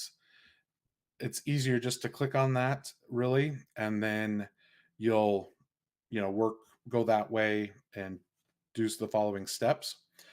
Or if you want, you can also just type /ONB, just the first 3 letters of onboard, and you'll see the pop-up as well. Whichever works for you, or it doesn't really matter. And then when you click on that pop-up, you'll receive a prompt box that has an input to it. And this is where you'll put in your NMRA number, and kind of why we said just grab it from the site, because then you'll have it right there. The reason that Another reason is that we found some of the member cards do not have that second 2-digit number on them, and that is also required to be put in as well. And here at the bottom, where I have typed the /onboard, you can see right above that there's a few examples of what can be put into the box. Most of the time, it'll be just numbers, but there are a few that are life members, and you can have HLM or L on front of it as well. If you happen to mistype your number or give an incorrect number, you'll be greeted with this message that's in blue. At this point, double check and make sure you use the correct number. If you're off by even just 1 digit, you will continue to get this error. And unfortunately, the moderator team can't help you with this, as an admin is only available to see the member numbers, for sake of security. If you just put in your number and do not include the /onboard, you won't receive either of these. You'll just see numbers in the text, and you'll have to go in and include the onboard command. Normally, there is someone of the moderator team that is on and willing to help you out and point out the mistake that may be occurring and help give you assistance. There's a few other things that we've seen that can cause issues. Misspelling of the onboard command, not having a space between onboard and your member number, not including a / in front of onboard, or having a space between the / and onboard. Again, a moderator team will help you out if you get stuck, but the easiest way to resolve issues is to just type the /ONB, click on the pop-up for onboard, and then type in your number with the space and the 2 digits at the end. If you have put in the correct NMRA number, then you'll be greeted with this message, and it asks you to check your email for the clearance code. This is the second step to the onboarding process. There will be a message that only you will be able to see that has the email address that the clearance code was sent to. I've marked out my email address, but you'll be able to see yours, and you are the only one that will see this message. You can close it by hitting dismiss message as well. And once we're here, we'll need to head over to your email and grab the clearance code. This is what the email currently looks like in your inbox. There have been a few changes, and change always happens every now and then, but it will look very close or similar to it. It may end up in your spam folder, so if you don't see it within a few minutes, check there. And there'll also be a 6-digit number. In this case, it was 969539. And you will need that back in the interchange. The easiest way is, as it says, to copy that entire line from the / to the end of the number, and then you can just paste it into the interchange or Discord. If you copy and paste into the interchange, you'll see something that looks like the bigger picture on the right. If you hit enter, you should be in and good to go. If for some reason there is an error, you'll see a message like the one on the left. I apologize that it's smaller. I wasn't able to grab the error code on the desktop and had to use the error code I got from my phone when I was doing some testing. There is an error code at the end of the message that you see. That's just to help the moderators out and see what's going on and get you, in the right direction faster. Normally, any issues that we've seen is that the wrong number was inputted or the command didn't activate. We've seen some people try and use their NMRA number after clearance, but that won't work. We need the clearance code from your email. And if there is some kind of problem that happens, If you type out /clearance, you'll get the same sort of pop-up like on the onboard command, or you can abbreviate it and do /CLE. Either way, it does the same thing. And then just as with onboard, there are the same problems that can occur, not including the / spaces and places that they shouldn't be, just typing in numbers without the command taking place, or like I said, using your NMRA number.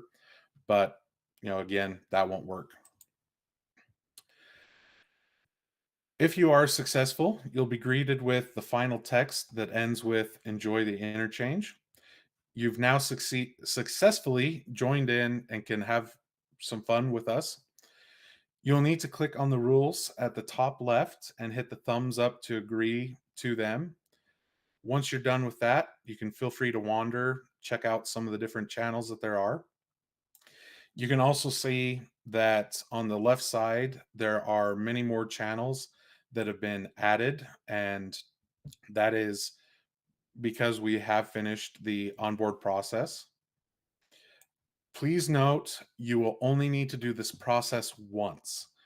If you try to do it multiple times, you're going to get errors when you try and do the clearance, and you won't get anywhere. It'll add to frustration. So just remember, you only have to do it once.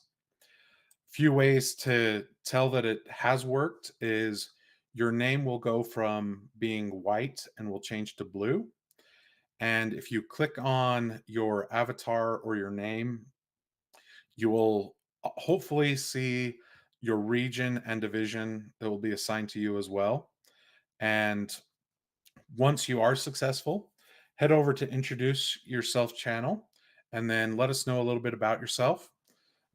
A lot of us don't know each other because it is worldwide at this point.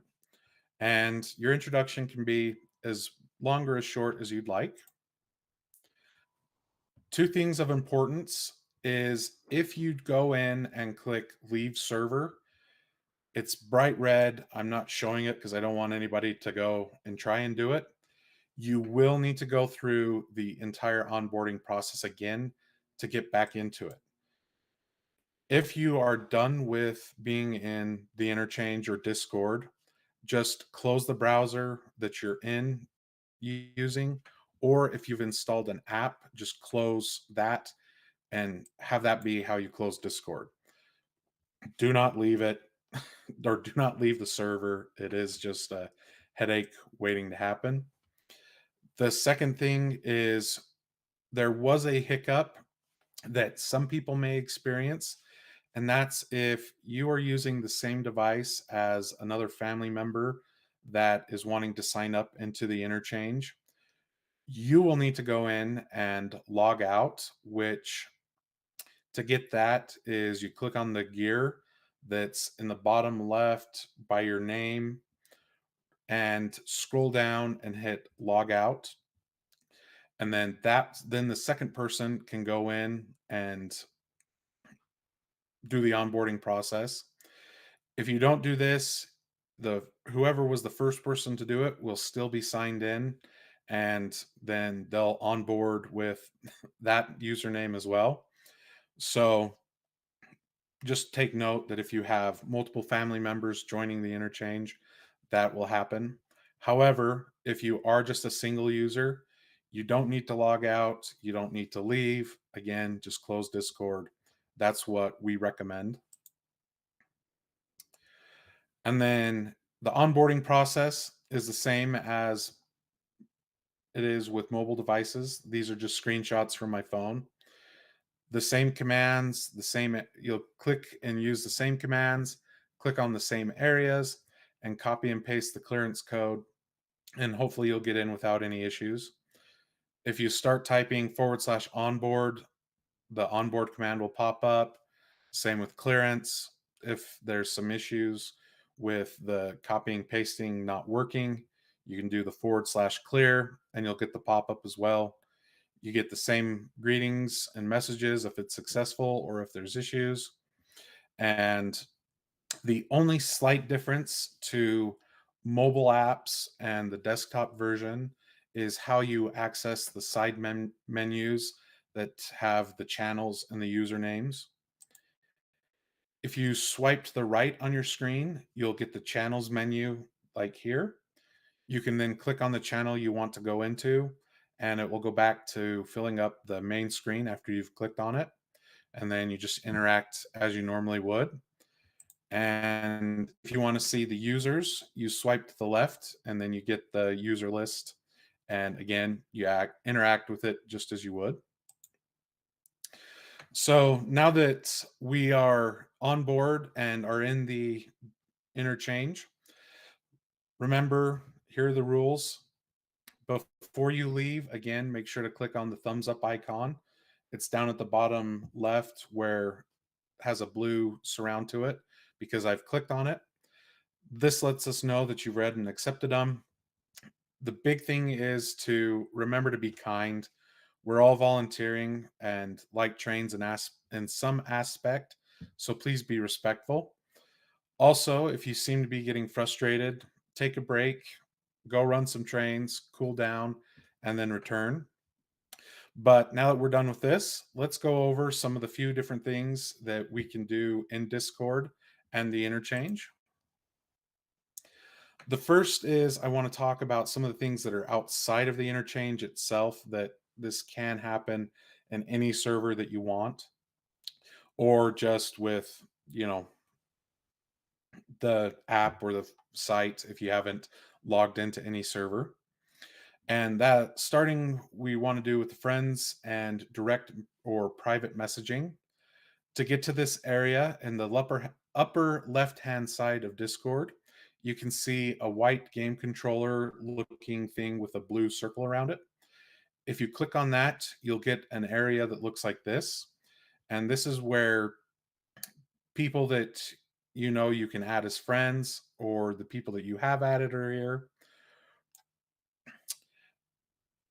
Just make sure that when you do click on that, you're in the friends area.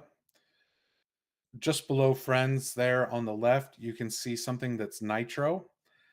This is just for added benefits to Discord, not the NMRA interchange. It's not part of the NMRA. If you want to sign up for that, that is up to you. We're not going to force you to do it. You do not need to do it. However, if you're only using Discord for the interchange, I wouldn't bother with it and I would just ignore it. You may, if you're a first user, I think there's a few pop-ups that come up as well for it. Just close them out. You don't need to worry about it. And then how do you add friends themselves? The easiest way is to just right-click on the name that is in the interchange. I'm using Kevin here as an example. And when you right-click on his name, you'll see this secondary menu box, and just click on the profile button that's there. This will open up another area that shows the profile. Just click on send friend request, and that's as simple as that is. And then if anyone has sent you a request back in the friends tab, there is a pending area.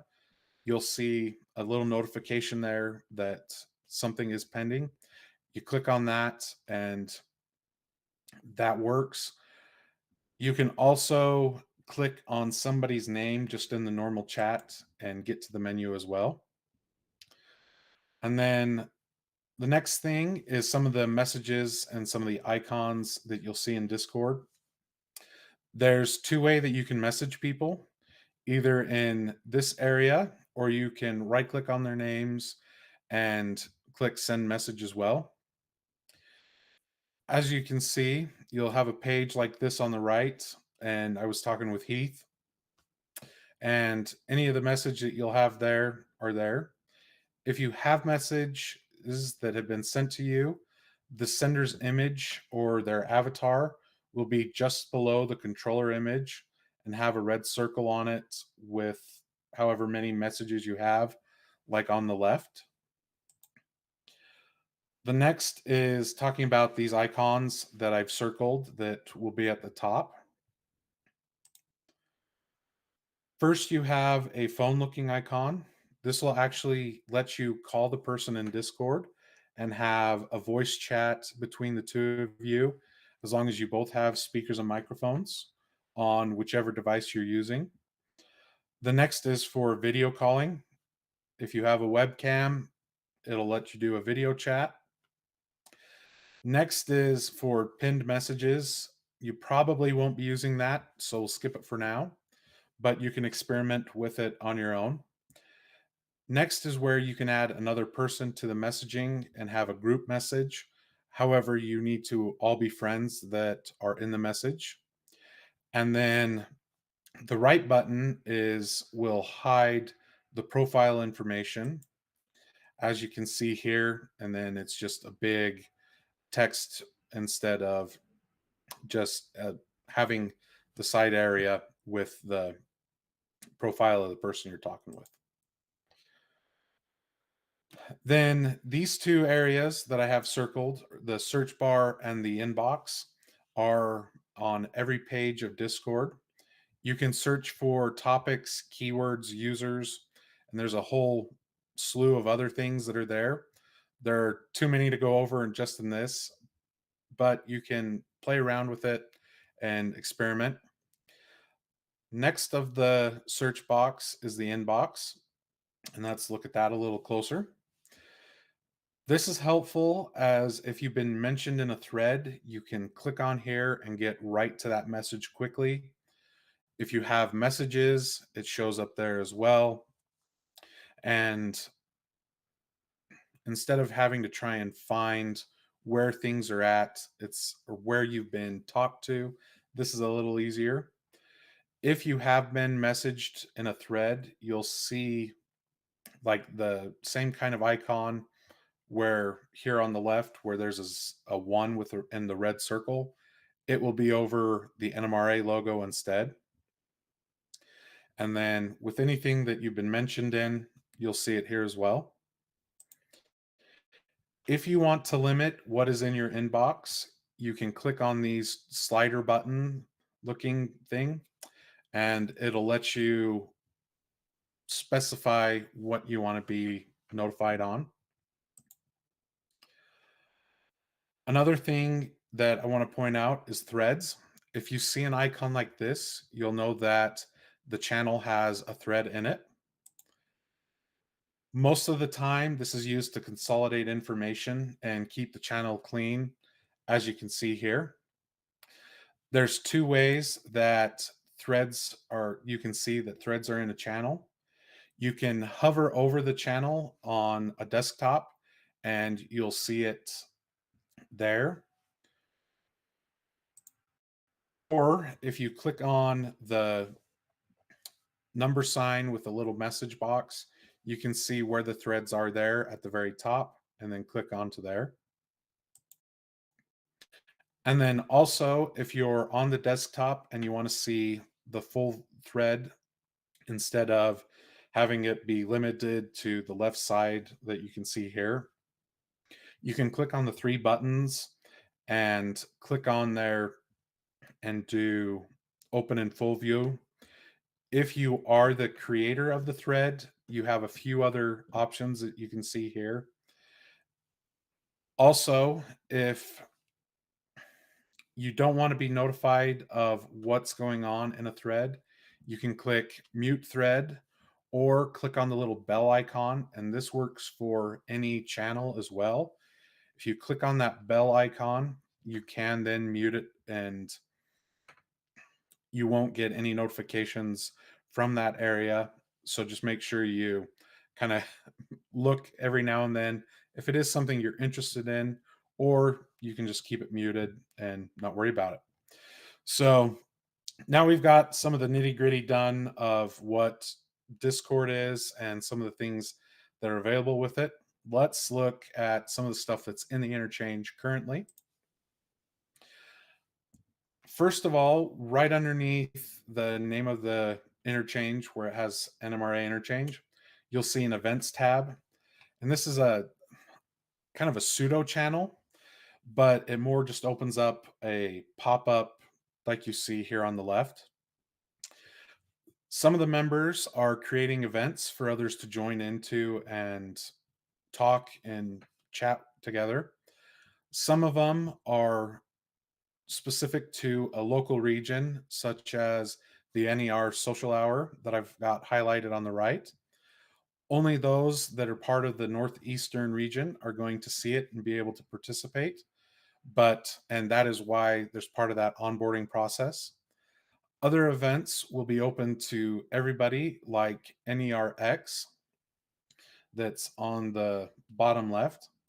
If you're interested in it, you can hit that interested button, and it will let the organizer know some who may be joining, and you also get a notification when the time comes up. Let's see. Then there's the first channels you can interact with, which are the welcome and that kind of stuff. As we were saying earlier, um, the promote yourself is a good channel to start with, and talk. There's some announcements that are here that if there's something that needs to be global, you'll see that. And please note that there's going to be some further adjustments that could happen. And just because it looks one way here in this, it could be different when you join in. One of the most exciting things that I'm excited with the Interchange is the ability to have hangout rooms, and we have 5 of them that are general. There's a few that are different in each region and a few other spots, but this is its own little Zoom or teleconference area. Along the bottom, there's a few buttons that we'll talk about quick. The first one is the camera. That will let you turn your camera on or off if you have a webcam. The arrow going down that's inside of it, you can click on that and choose which webcam if you have multiple. The rocket ship is something that's only in the desktop versions of the app at the moment, and that's activities. What I've used it for has been to watch YouTube videos with others and then been able to chat back and forth, with that, inside of those that are in the Hangout. Then you have screen sharing. That will let you do your desktop screen and share it with those that are in the Hangout. Sometimes your computer may not be able to handle it, and you'll have to do a specific application. I was trying to use AnyRail at one point and show some of the work that I was doing on layout design, and I had to actually share the app instead of the screen because Discord just kept closing on it. The next button on there is the microphone. If you click on it, it mutes. If you click, it unmutes. Same thing with the drop down button. You can choose a different microphone if you have. You also can set it to be that mic goes active with voice activity, or if you have it, you can press to click by pressing a button on the keyboard. Sometimes this is good. Like with my laptop, the keys are noisy on the keyboard, and so I use press to talk to keep the sound of that from coming through. The next one is an emojis. Just ignore it. And then lastly, and is probably one of the most important, is the hang up / leave button. When you finish with the call or meeting, make sure you click on that so you leave. If you don't, you'll still be in the room broadcasting, and people will be able to hear you if you have your mic on. So make sure you click on that to leave. You can open up a chat inside of this. Up at the top right, you can see a message icon. If you click on that, it opens up a chat. And also there's the 3 buttons that are there that you can click, and it opens up this secondary menu of showing participants, non-video participants, and new message previews. This can be helpful if you uncheck the show non-video participants. It will only show you those that have cameras active, and you can then see those people that are just there as well. And then here is a view that has more people in the Hangout. You can also, I forgot about this one. You can click on the box that has like two other buttons below it. It almost looks like a mouse pad up at the top, right above where it has show non-video participants. That lets you highlight whoever's speaking, and then that way you can just see them as big on the screen instead of a small box. And as I said, there are a lot of other places that you have it, such as your region and a few other spots. So there is a help area. If you need help, there's a few different ones. The first one here is for help on the interchange. If there's something that you're not sure on, you can post here. We'll help out and answer as best as we can. If you need specific NMRA help under the NMRA departments, it's here. And if you need help with the achievement program, it's there, that's under there as well. Then there is another subdivision of channels, and that is the NMRA worldwide community. Unlike some of the channels, everybody can see this. And as you can see, there's a bunch of areas. One of the cool places is the workbench. And I posted a few pictures of some stuff I was working on. And there's been a lot of other great content that has been posted. And another place that is pretty cool is the promote yourself and others. You can click in there and then post links to other videos or web links that you may think people are interested in. Then there's NMRA departments and conventions. In NMRA departments, there's a few other channels that are there. One is the NMRAx channel. Hopefully you know about that since you're watching this, but information on it will be posted in there. Then there is spots for conventions. This has changed a little bit as well and looks a little different, but there is a spot for region conventions and national conventions. And you can just poke in there and see what's going on. Another thing that you can do is if somebody posts a picture, you can click on it and make it bigger. I did that to get the Texas Express picture that's here. You can also open it up in a browser, and then it makes the picture even bigger. As you can see here, there's a lot of special interest groups and just some basic information. I didn't grab I thought I'd grabbed a new page, but I guess I didn't add it in here. Oh, that's for another one. Never mind. I don't know what I'm talking about. But as you can see, there's a lot of different ones that are here that you can go into and look. I know in like the Women of Model Railroading, Michelle posted some pictures from when they were at Amherst. And so, you can look in there. Some of the stuff, as I was saying, it could look bare, like this clinic page, but these are early screenshots and people have added to it and people are continuing to do so.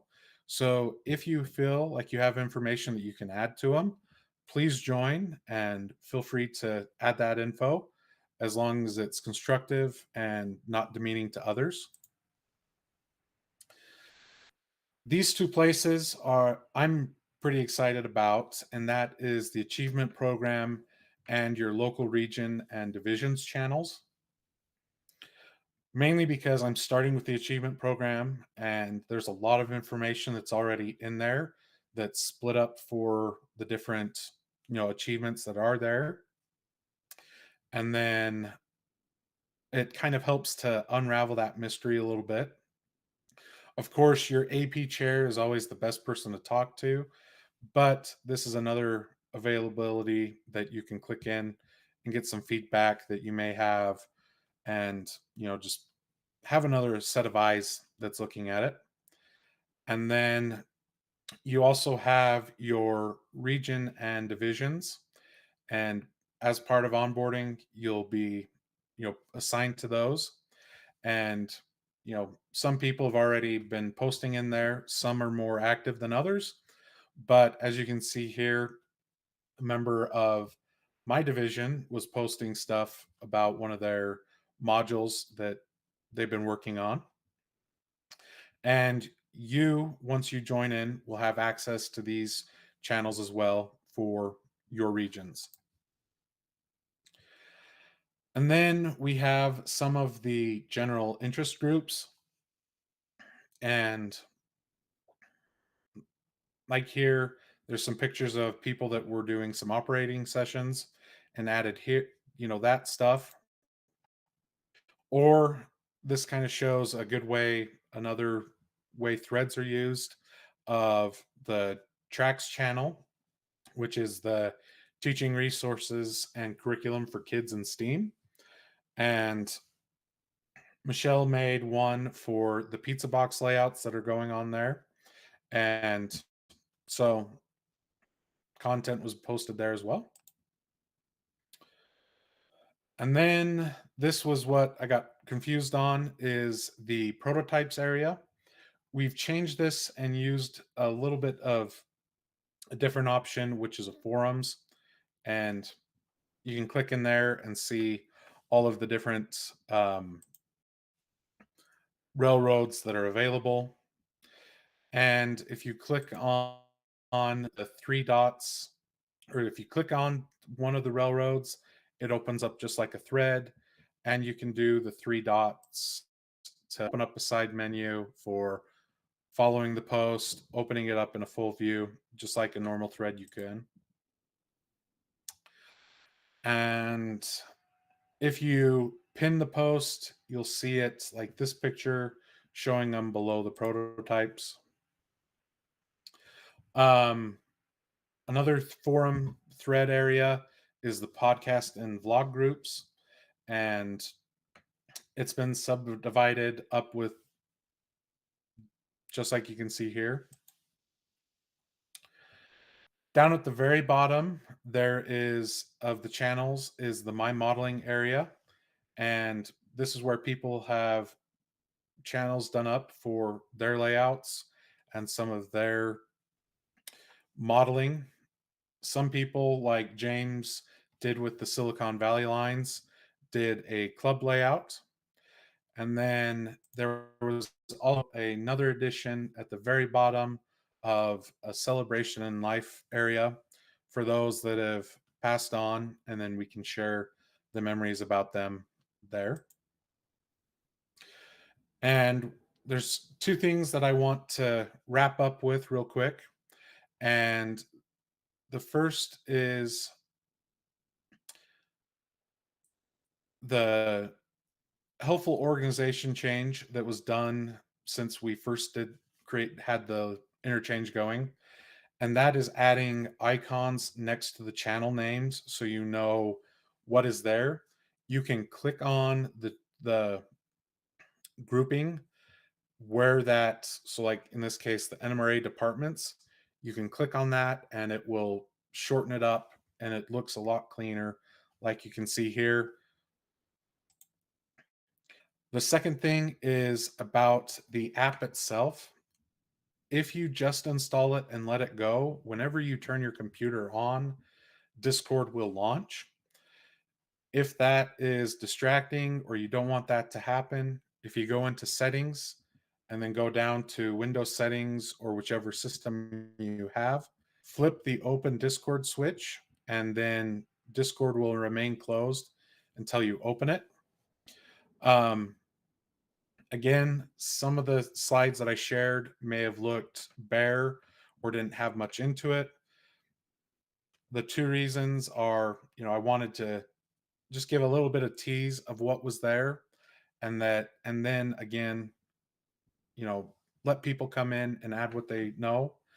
And these were very early screenshots, and stuff is still being added to as we speak. And, it is being added, and it just keeps getting bigger and bigger.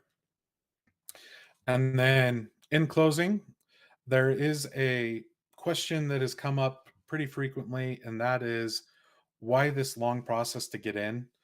There's a few reasons. The biggest one is that the automated process, it was built for that, and it makes it and has functioned that way for the most part without any hiccups.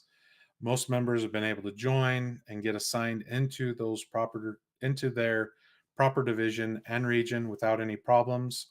However, here is a list of moderators that you can reach out to and ask for help if you need it.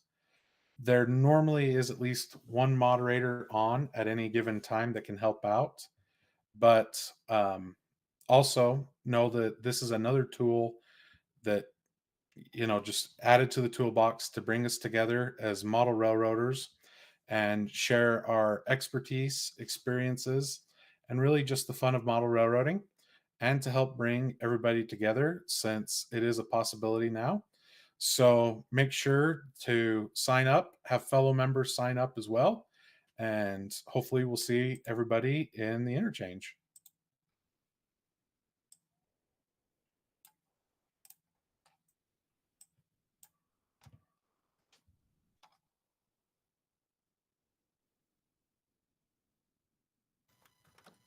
You There have we time go. for one or two questions? Sure.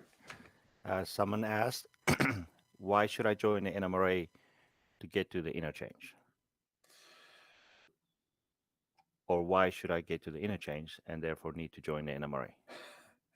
Really, the big thing is the access to the worldwide community that we have. It is adding to part of that benefits that, for me, it does help balance that out and makes it a little more worthwhile to be an NMRA member. And really, like with the achievement program, where I do want to work on that and get to MMR status, it does allow me to talk with others that have either received those achievements already or with other MMRs and get feedback and know and see, okay, I need to change this around a little bit to make it fully meet the criteria, or, oh yeah, I'm on the right track to achieve that. Cool. And then the last one is a little bit more technical. Someone asked if he or she could join more than one region or more than one division. That's more of you question, not me. I've seen it happen. We just need to you'll message Speed on there, and he'll do some back end work and get you added to him. Okay, so the main thing here is that you need to get the region or the division's permission that they would like you to be in their channel. And from there on, once they tell me, it's a few clicks and you're it. So nothing fancy there. If you do leave the server and you have to do the onboard process again, then we're going to put you through the same ask for permission thing again, because the bot only looks up your division or region as assigned by the NMRA, which, by the way, is determined by your zip code if you live in the States, or postal code in Canada, Australia, and the British regions have their own rules on how to do that. So you only belong to one division or region. Doesn't matter that you can attend other regions and divisions, conventions and meetings. That's all agreed amongst us, that you're welcome anywhere. But for official paperwork, you have a zip code that determines those, and that's what the robot uses to assign you. Oops, what happened there? Cool. So, Cameron, would you be willing to go to the breakout room to take some questions there? And thank you very much. I believe Gordy and hopefully Riley will be here in the next clinic.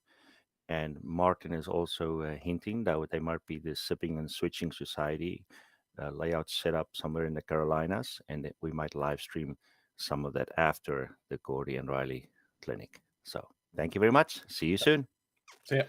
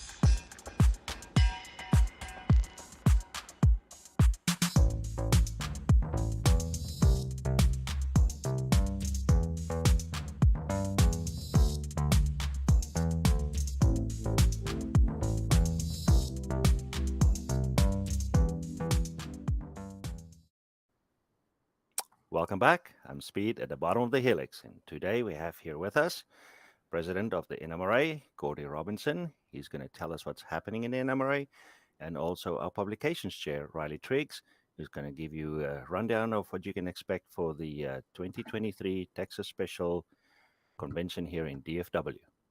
Welcome to both of you. Thanks, Speed. All right, cool. So, yeah, this is going to be interesting because there's been the usual level of preparation here, but we're gonna fly with it as we go.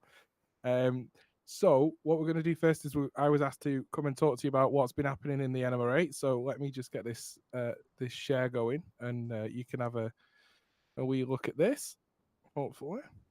So this first part of this session today is entitled "What's Been Happening at the NMRA." With Gordy and Riley, a very youthful Riley. This is apparently a picture of Riley before he became the publications chair at the NMRA. That was literally days before Gordy. Yeah. Okay. we gotta try and make it believable. So there's been a lot of things happening, and we'll just touch on a few bits and pieces that have been going on. We may make this a bit of a regular feature. The future NMRAxes, we'll see.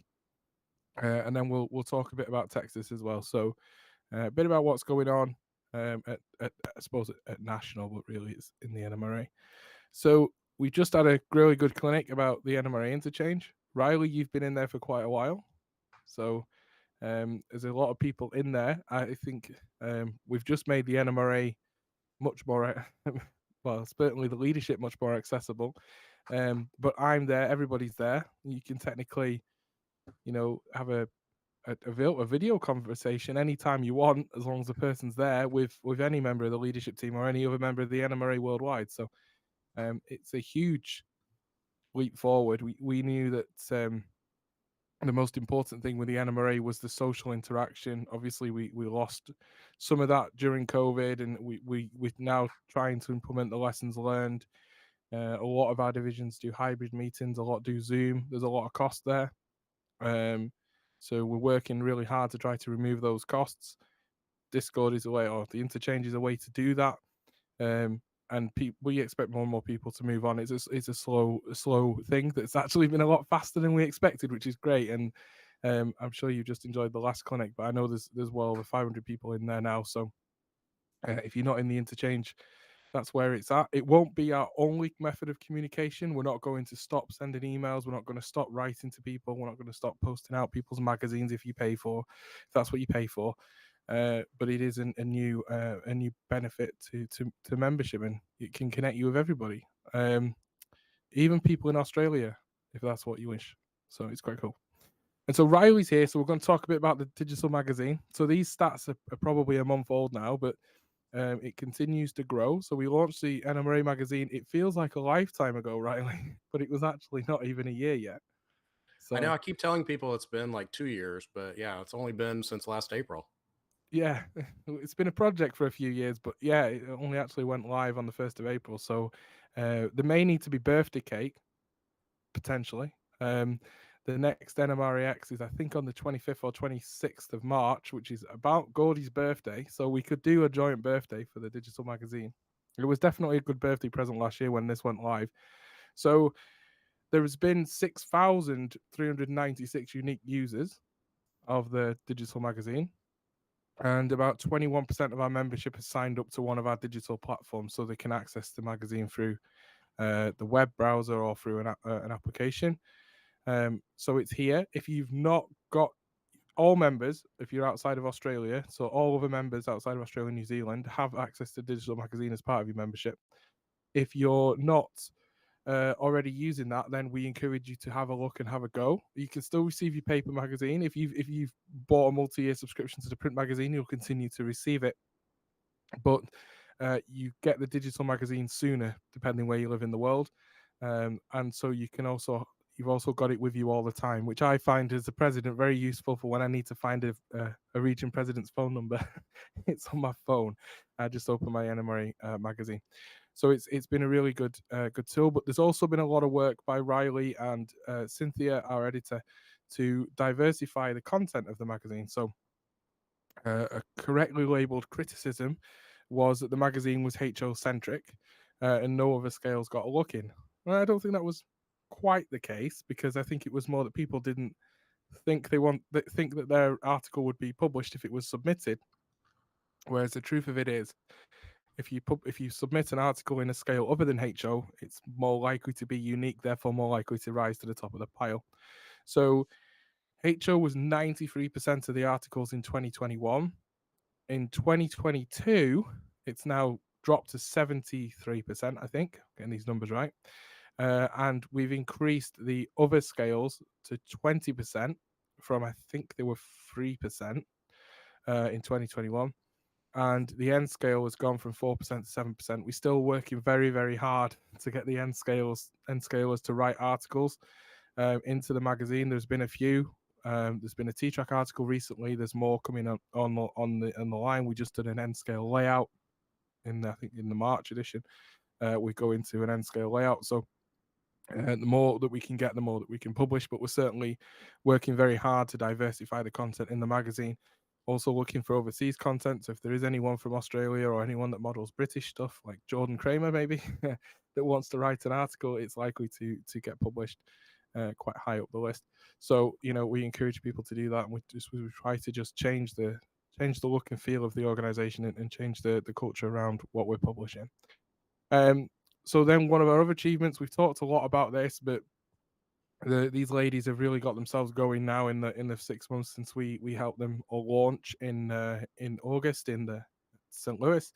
So we've got the Women in Model Railroading Special Interest Group. If you're a woman and you're model railroader, or you're a man and you're a model railroader and you want to support the Women in Model Railroading, join on the NMRA website. You just fill in an online form and it'll submit your membership to the group.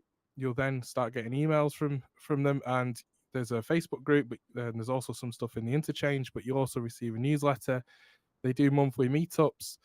They do in different things depending where you are, but because obsessions are more in person and geography plays a big part in that. But they do lots of stuff, and they'll be doing more things at the NMRA convention. I know that Riley's going to talk about the big Fremo N layout and the Ops Roadshow in a second, and we're going to get the Ops Roadshow guys on again next in a future NMRAx before the events, talk about that. But I know that they're having a Women in Model Railroading Ops session at Dallas at the National Convention. So there's lots of activities growing there, and certain areas are growing quicker than others just for geography. But their online activities are very strong and continue to grow, and it's great. And that group has been really well received by the organization and well supported. So hopefully we'll continue to grow that out. Then we're also at the moment looking at the modular standards. So a lot of the modular standards are not written by the NMRA, but a lot of the standards that we promote as standards and recommended practice for modular layouts are quite outdated. If you want to make a module that weighs something similar to Titanic, then read some of our current standards are kind of and we want to be moving this forward. So our standards and conformance department, our technical department, are looking to recruit people who have an interest in maintaining and writing modular standards, whether that's Fremo N, Fremo HO, Fremo O, T-Track, any N-Rail, anything. And want to help develop and modernize our standards to reflect what the current practice is, then we encourage you to get involved and contact our tech chair. Contact information's in our magazine. It's also on our website. You don't have to be an NMRA member to volunteer your time with the NMRA.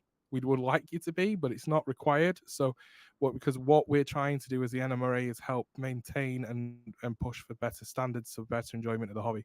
Doesn't necessarily mean you have to be an NMRA member to share stuff with us and to volunteer some time with us.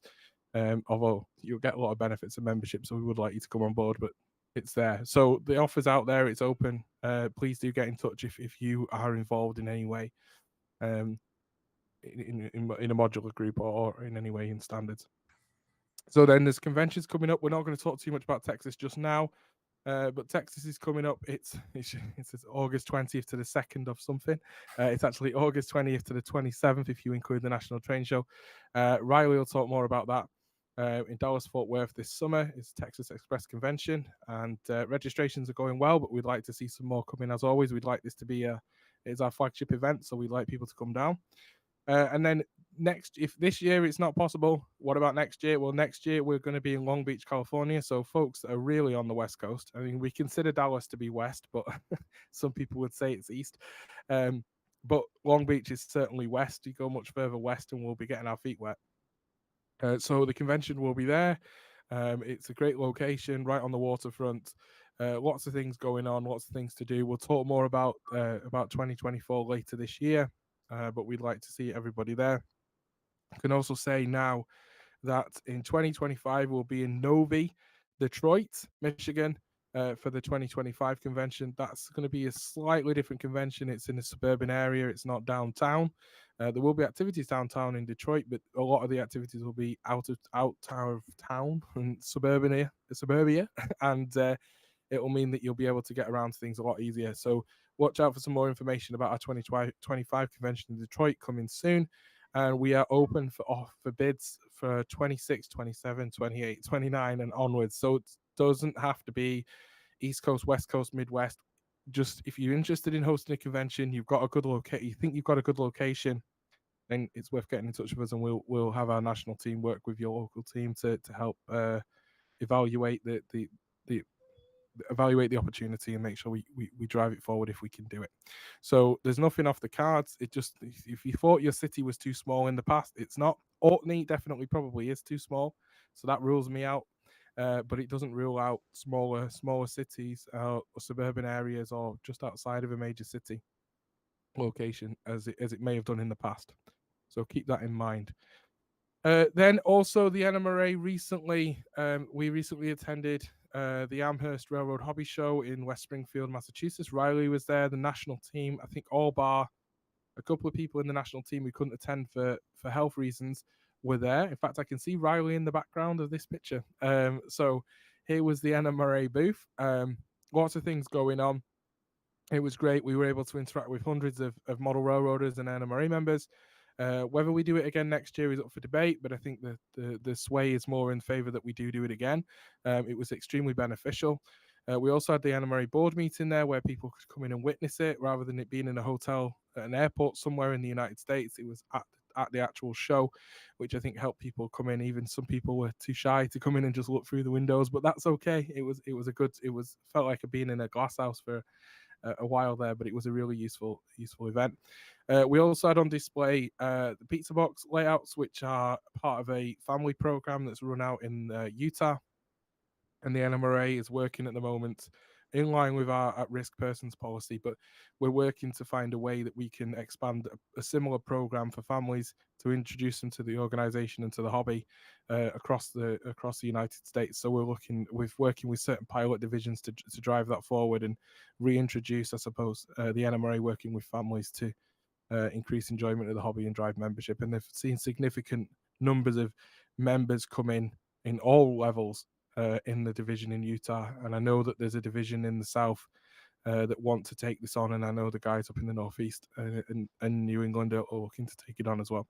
So that was a really great event. I know we signed up 20 NMRA members. We also had a raffle to raise money in memory of Craig Biscaya, who a lot of you will know. So there was a lot going on, and in the background there you can see mini prints, and we'll talk more about mini prints in just a wee second. So one other thing, something that we're not shy to talk about, but sometimes we don't want to, which is retention. It's no secret that the NMRA has lost members year on year since 1992. I don't make any secret of that. I think it's good that we're honest and open about that. Some of those are down to people passing away, and unfortunately, when life members don't renew, there's nothing much you can do to get them back. But we lost another 2% of our membership last year, despite all the things that we tried to do to help increase activities, increase benefits for members. So we need to understand as an organization why that's happening. So if you have recently let your NMRA membership lapse, you may well be one of the people that receives what we call a non-renewal survey. So we're going to start asking people for feedback so that we can try to understand where we need to put our efforts to help people stay. Some people, it'll be reasons that we can't do anything about, health, death. We can't do anything about that really, leaving the hobby. It's not something that's easy to fix, but if it's something we can fix on a local level for somebody or even on a national level, then we will do it. And as you can see from this is the survey, I've screenshotted it.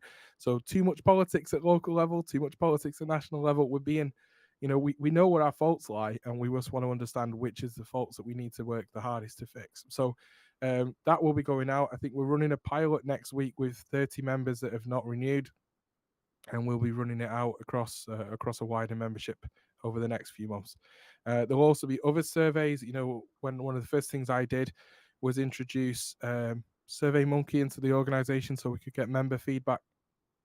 I know that we're working on a survey around NMRA contests, around assessments of models. That's going to be coming out in the spring. And there'll be others as well around education and other things that we're trying to do as we try to grow out the organization and focus on the things that model railroads want us to be doing. So that's all what's been happening around the NMRA. So we're just going to have a little bit of an infomercial, but it is related to the NMRA from our friends at Mini Prints. So from Bernard at Mini Prints, sent me over this morning, which is quite exciting, and a really good way for you to support the NMRAx initiative. So at Springfield, despite my best attempts to not be scanned, I had hundreds of messages saying I want a mini Gordy, and my doctor says this is the smallest he's seen me ever, which is great. And there's one of these prints going to go on my desk for when I'm on time off from the hospital. So you can now, as of right now, go to the miniprints.com/Gordy, which is quite interesting. I've never had my own. No one's ever paid for my body before. I don't know how to feel about this. But anyway, you can go and order a mini Gordy in N to O. And proceeds from all of the sales of mini Gordies are going to be donated by Mini Prints to NMRAx to help us invest in new projects, new technology, and new things for you for our NMRAx audience. So please encourage you, if you want a mini Gordy on your layout. There's no time like the present. Although it is a bit weird, but you can go now and order a mini Gordy. And I deliberately put my NMRAx hoodie on. So if anyone wants to produce decals or decals for NMRAx, slap that on my chest there, and you'll have your own mini Gordy with NMRAx. We did that just for Laurie in Australia because I have a feeling that Laurie's going to order one of these, and there's going to be some kind of embarrassing automation or animation coming with Gordy. And I've just got to say, that does look like an oversized pint pot, but it was actually somebody's coffee cup. So you can take that as coffee that I'm holding, or beer, whichever is your choice. Maybe pop it in the comments right now as to we can vote for whether that's a beer or whether it's a coffee. But it's there, and you can get them today. So I'm going to stop sharing my screen. We're going to come back to Riley. So Riley's here to talk to you a bit about the Texas convention. And whilst it would be good right now to stop and do questions about the NMRA and what's happening with me, we'll hold that to the end, and I'll take any questions at the end when Riley's had a chance to talk to you about Texas. So over to you, Riley. Excellent. So your feed looks really good today. Does that mean that your internet connection got fixed? No. Oh. No, it's not. I don't know how that quite works, but yeah, touch wood, we're doing. Excellent. Well, so I am here to talk about the 2023 Texas Express, which is the NMRA National Convention this year in Dallas and Fort Worth. It's already shaping up to be a really great show again. One of the reasons why I'm here today is to encourage you to register today. If you plan on going to the convention, register early. We've got early bird pricing going on right now, and it really helps us a lot in figuring out how many buses to order, and how many dinners to order, and all that sort of thing. So the earlier that you get your registration in, the more it helps us out and helps us plan a better convention for you. I know a lot of people out there also are worried about snow in Texas. We had Winter Storm Uri a couple of years ago that was a big mess down here in Texas, but I'm here to tell you, I can guarantee there will be no snow in August in Texas this year. So no worries about that. But what we do have is we have a great hotel and convention center venue. The Gaylord Texan Resort and Convention Center is an amazing facility located in Grapevine, Texas, which is right between Dallas and Fort Worth. So very convenient to all the things that we have for you to do. Plus, it's a really nice hotel, and we've gotten a fantastic rate that is half of their normal rate. So there's lots of value here to being at the Gaylord. We can have all of our events here. We've got great rooms, great accommodations, and convenient to everything in the Dallas-Fort Worth area. So make sure you do register and register for your hotel early as well, just so that you make sure that you're securing a room at our venue, and everything will be really convenient for you. Again, it's a really nice hotel, and I think you'll really enjoy staying there and being close to everything that we've got going on in the convention.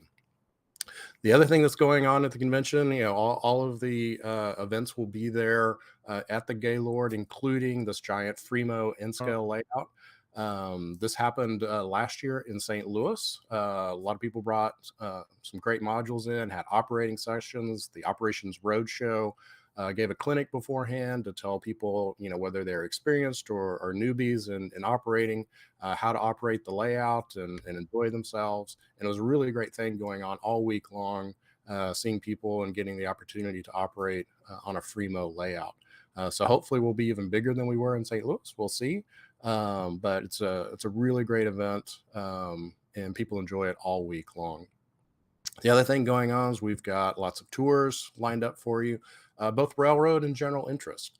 Railroad tours, the biggie, I think, probably the most interesting one is the BNSF headquarters tour, where you can see their National Operations Center and see just how they control all of the trains in their system all over the U.S. Pretty amazing site, nice building as well. We've also got the Museum of the American Railroad up in the DFW area.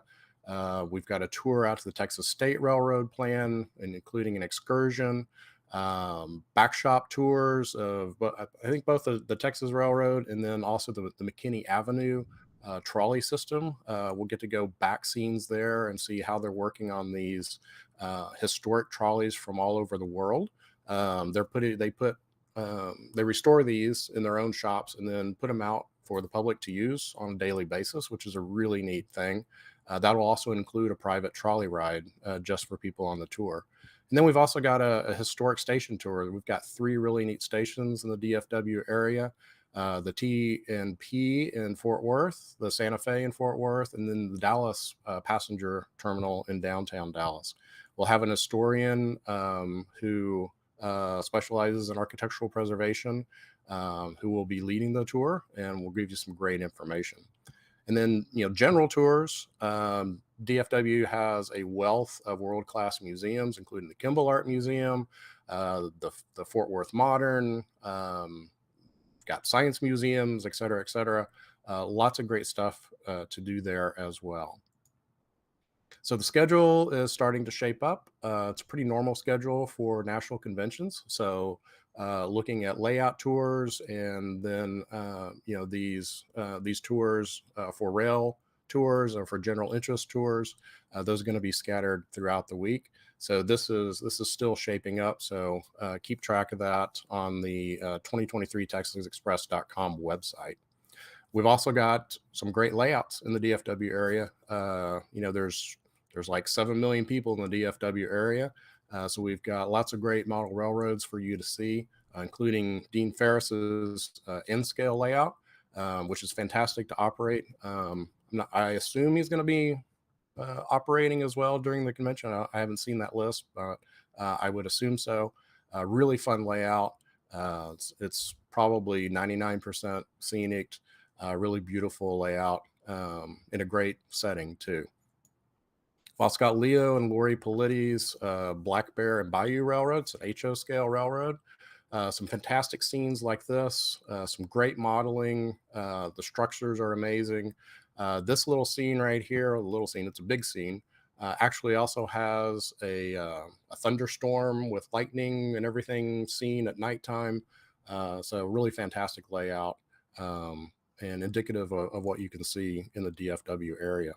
And then Mike Ross in O scale, his Virginian layout, was just featured as a cover story of the NMRA magazine. This is the Virginian. If they carried on and weren't swallowed up by other people, was it CSX or Conrail? I don't know the whole history of it, but the idea is that the Virginian stayed on and has up-to-date equipment and everything running on his layout. So another fantastic layout by an MMR. We've got lots of MMRs in the area, and you'll be able to see a lot of their work as well. Now for the banquet, we wrap up Saturday night with our speaker, Spencer Christian, who used to be the host of Tracks Ahead. Spencer's a great speaker, of course, and we'll be talking about his experiences with trains and Tracks Ahead and give us some insight into what he's seen over the years. I think he's actually still doing weather out in San Francisco. So if you're out there and you see him, you run into him, say, hey, looking forward to seeing you in Dallas this fall. Also wrapping up the week, Friday, Saturday, and Sunday is the National Train Show.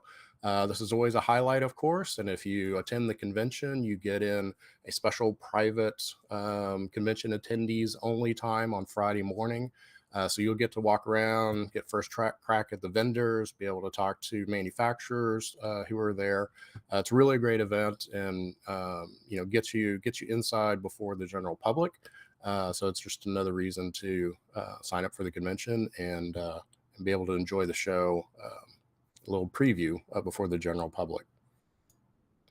So we do want you to register today, if possible, or earlier, if that's possible. But it would really help us out in terms of figuring out, how to make all this happen for you, so we know some good numbers.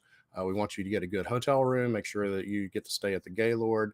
So you can follow us on Facebook, Instagram, Twitter, and then also a little QR code up there goes directly to 2023texasexpress.com. But just look for us, NMRA 2023 Texas Express on all social media. And that'll get you, keep you up to date on what's going on. So register today before the prices go up. And we will see you in Texas in the fall. Awesome. Thanks, Riley.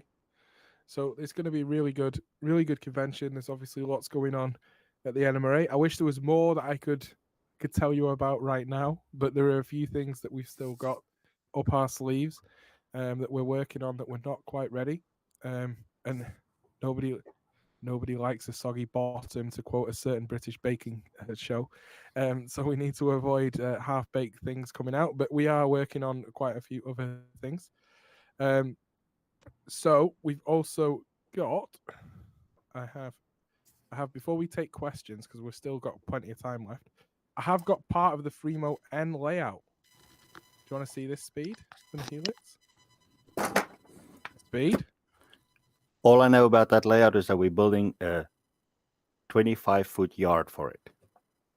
Yeah, so it's 67 foot by 67 foot. The whole thing, yes.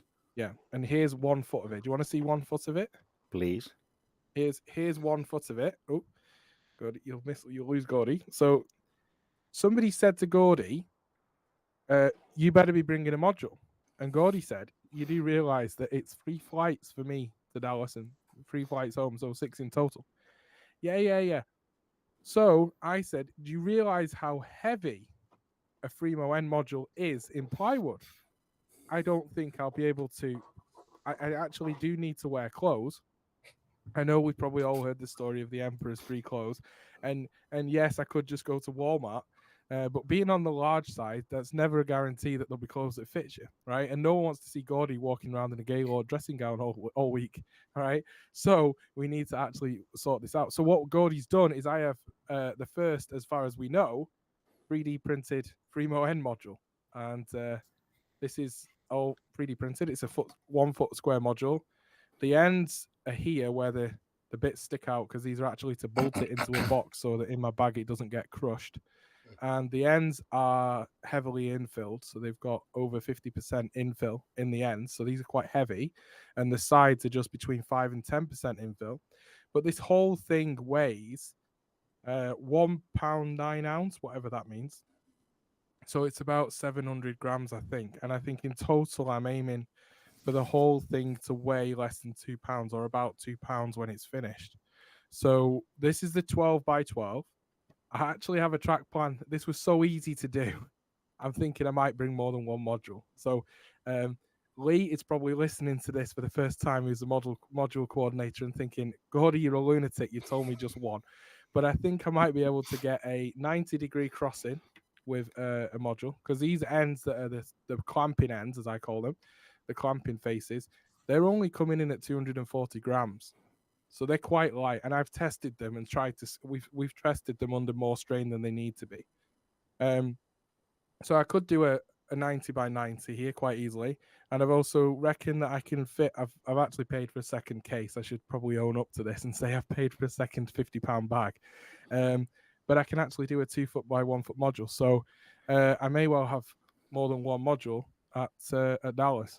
But if this works, think of the opportunities this opens up for people, with Southwest offering two free carry-on, 2 free check bags plus a carry-on.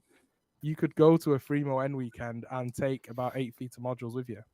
Not a 25-foot yard, but between two of you, it's possible. Gordy, I just have this vision in my head that you're going to try to use that as like a child seat. Like a booster seat, because my head fits in it. It's like you've got speed inside the Helix, now you've got Gordy inside the Fremo module, right? But yeah, this has been worked on for a few months now. So hopefully, the last piece is just on the printer right now. I was kind of hoping that it would be finished, but there's a piece to go, a strengthening piece strut to go in there that's just printing at the moment, and then we should have this thing all assembled. So the next NMRAx, I'll share some progress on it, and maybe it's a clinic speed. Maybe 3D. Maybe people would want to see a 3D. How to 3D print a module as a clinic. If you want to see that, pop it in the comments and we'll look into what we can do. And it'd be amazing too if you shared the 3D file and people could print out their own and bring it to the show. I am seriously thinking of doing that on Thingiverse. It's just probably going to need some instructions on the infill, because the infill is the most important, and that's something that in a STL file you can't specify, but we'll get it there. Okay, Speed, we've got some questions. 2 questions. What was your 1-year goal for the NMRA magazine users? Who's that question to? Either of you. What was the 1-year goal for the magazine? For the digital magazine, in terms of numbers of people that would use it, or not specified? So just. Okay, Riley, go ahead.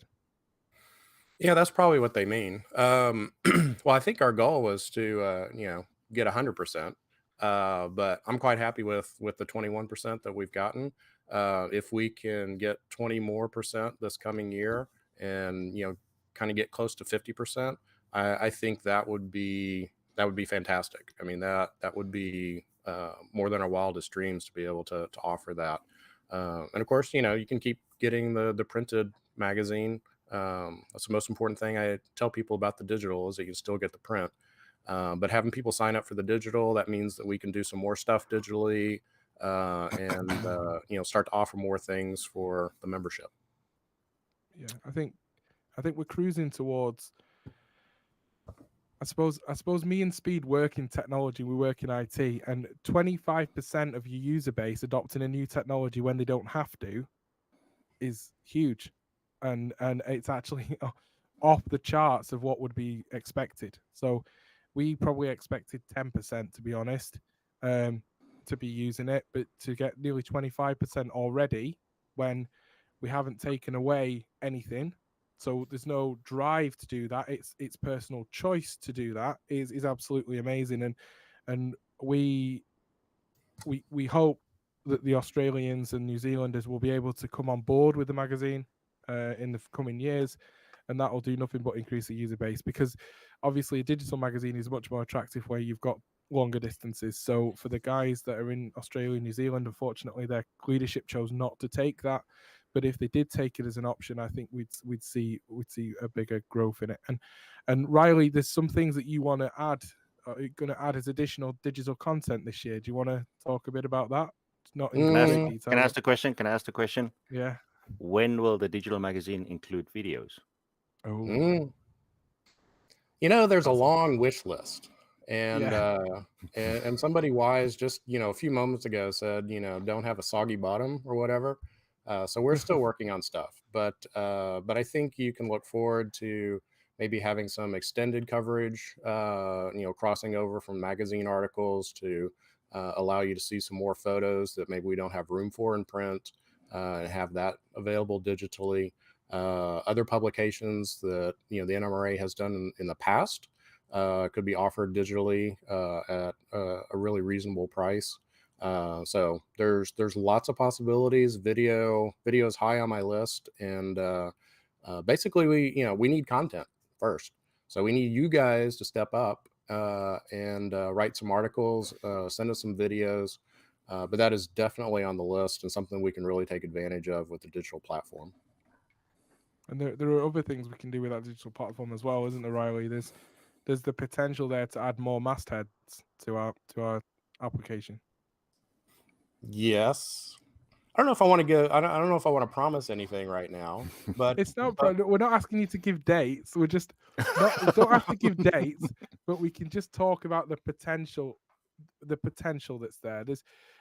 I don't think we're using. We say 20 or 25% of our members have joined the digital platform, but we're not using 50% of the features yet. right. There's many more things, guys and girls out there, that we can add to that digital magazine, including and digital publishing in general. So it's a multi-year project. It was, I think it was a case like the last 18 months have been all about building foundations across the organization, digital being one that we did quite quickly. But I suppose it's like a Norman castle. We built the keep, and now we can keep adding more walls around it, and that's what we will be doing over the coming years as time and content is available and money. I guess all these things cost more money to do. So whether that's time or actual physical cash. So you will see more things on the digital platform. And I've spotted I don't know, speed's going to hit me, but I've spotted a question that's flown in about, can we do a clinic on how to access the digital magazine? And I think that's definitely something we can look to do at the next NMRAx or one where we've got a slot that becomes available. That was going to be the next comment was, Gordy, you're in for the 3D printing clinic on someone on Facebook act. So you're already on the April schedule. Okay, that's fine. And then Riley, we should do a video about the steps that you do to get this either on a computer or your phone as well. Yes, Yeah. I know it's another app, but the app stays with you. It's free. Yeah, and you can also access it through a browser. So Correct. desktop, it's it's just another web page. And I will say and offer, I've been going around talking to divisions and regions and our special interest groups, talking about the digital magazine and how to use it and whatnot. So hit me up, invite me, and I will show up and talk for as long as you will let me about how to use the digital magazine. And I do the same with the Interchange. I've already shown 2 divisions on, and we even onboard people during the clinic or the how to. And there are already videos though on the NMRA website showing you how to use the digital magazine, because that was something that we went live with. So we can by all means, guys, do a clinic, but I suppose the way that we would move this forward is the video. We'll do a clinic, it's fine, but there's videos there already. So if in the meantime, while you wait for NMRAx to do a clinic, you can already go and access some videos and send them around your division. So. Okay, then there's the contentious topic about, will there ever be a virtual division? So Gordy, any news, any ideas, any? So yeah, I think I'm not going to rule out that there won't be a virtual division, but all that a virtual division would create is additional politics, right? So there's no need to have a virtual division with the NMRA Interchange, because anybody can talk to anybody at any time. And if you want to volunteer to be a leader of organizing activity for everyone on the NMRA Interchange, which effectively would become a virtual de facto division, then get in touch, and we would openly accept volunteers with open arms to help us drive more activity on the interchange. But that's kind of where we were looking at it. For a long time, I talked about having a virtual division, but that was pre-pandemic. And the NMRA learned a lot during the pandemic. We discovered the internet. We didn't really think it was a thing before then, but a lot of our divisions discovered the internet for the first time. And so we've launched NMRAx. This is a product of the pandemic. This would not have happened without the pandemic. It was on my list of to-dos, but I didn't have the opportunity, and I wouldn't have got the level of buy-in in 2019 as I got in 2020. It's just that's it. That's a fact. I can guarantee it. So the interchange there allows you to be connected to NMRA members all over the world. Start getting the activity in there, and if there's a group of members on the interchange that want to formalize what they're doing, then we can definitely look to do that. So that's not a problem. And you might get some words from Annabelle in a second. Who's just walked in the Annabelle. room. Good morning. We're live, Annabelle, to the world, and you've got no pants on. That's great. Okay, so that's. Mom accidentally hurt my leg on the table now. Okay. Well, Annabelle, we're talking to the whole world, not just Speed and Riley, okay? So can Daddy will keep working. Right, next question. Next question was something to do with the education, mentoring, and achievement program. Any updates on those? Yeah, so that's one of our soggy bottoms. So we have it's taken a bit of a back burner to get the interchange out. I think what people have to understand is we're at a critical point where the more that we add, we're not taking anything away. So the more projects that we add, it's increasing our business as usual.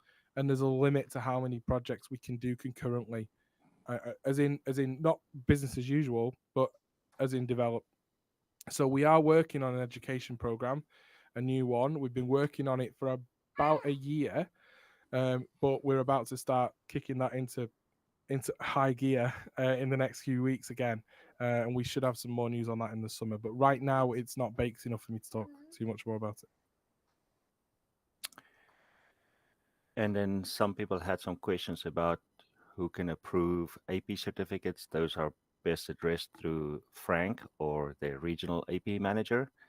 I don't think we need to be discussing that here. We might just say the wrong thing. So that is the end of that. Let me quickly check Facebook. Someone said, thank you, Gordy. Thank you, Riley, for doing this. Great promotion for the Texas Express. Appreciate what you're doing, leading the NMRA into the future. So, well, I'd just like to say it's a whole load of people that stand with me doing this. It's not just me. It's not just Riley, although Riley's a big part of it. There's a lot of people. There's a lot of Rileys. There's a lot of Speeds. We need a lot more Rileys and Speeds. So if in the past you've been knocked back with your idea, that's not the new, and that's not the NMRA of today. We're not knocking back ideas. It might be that we can't do what you want to do because we're on a journey, not jumping to the top of the tree. But we can definitely do that. And I just want to address Roy's points. I don't know what big sticking point it is that I'm not addressing. If you put it in the comment, then I'll address it. But it's more around making sure that we have, just like any other organization, that when we're ready to present something, we're ready to present it so that it goes and it's the best that it can be. We're not talking years here. We're talking just a few months away. But we are certainly looking at a new education program that we can put into place that will be accessible to everybody around the world. It's something that I've wanted to do for a long, long time, but it involves, when the interchange involved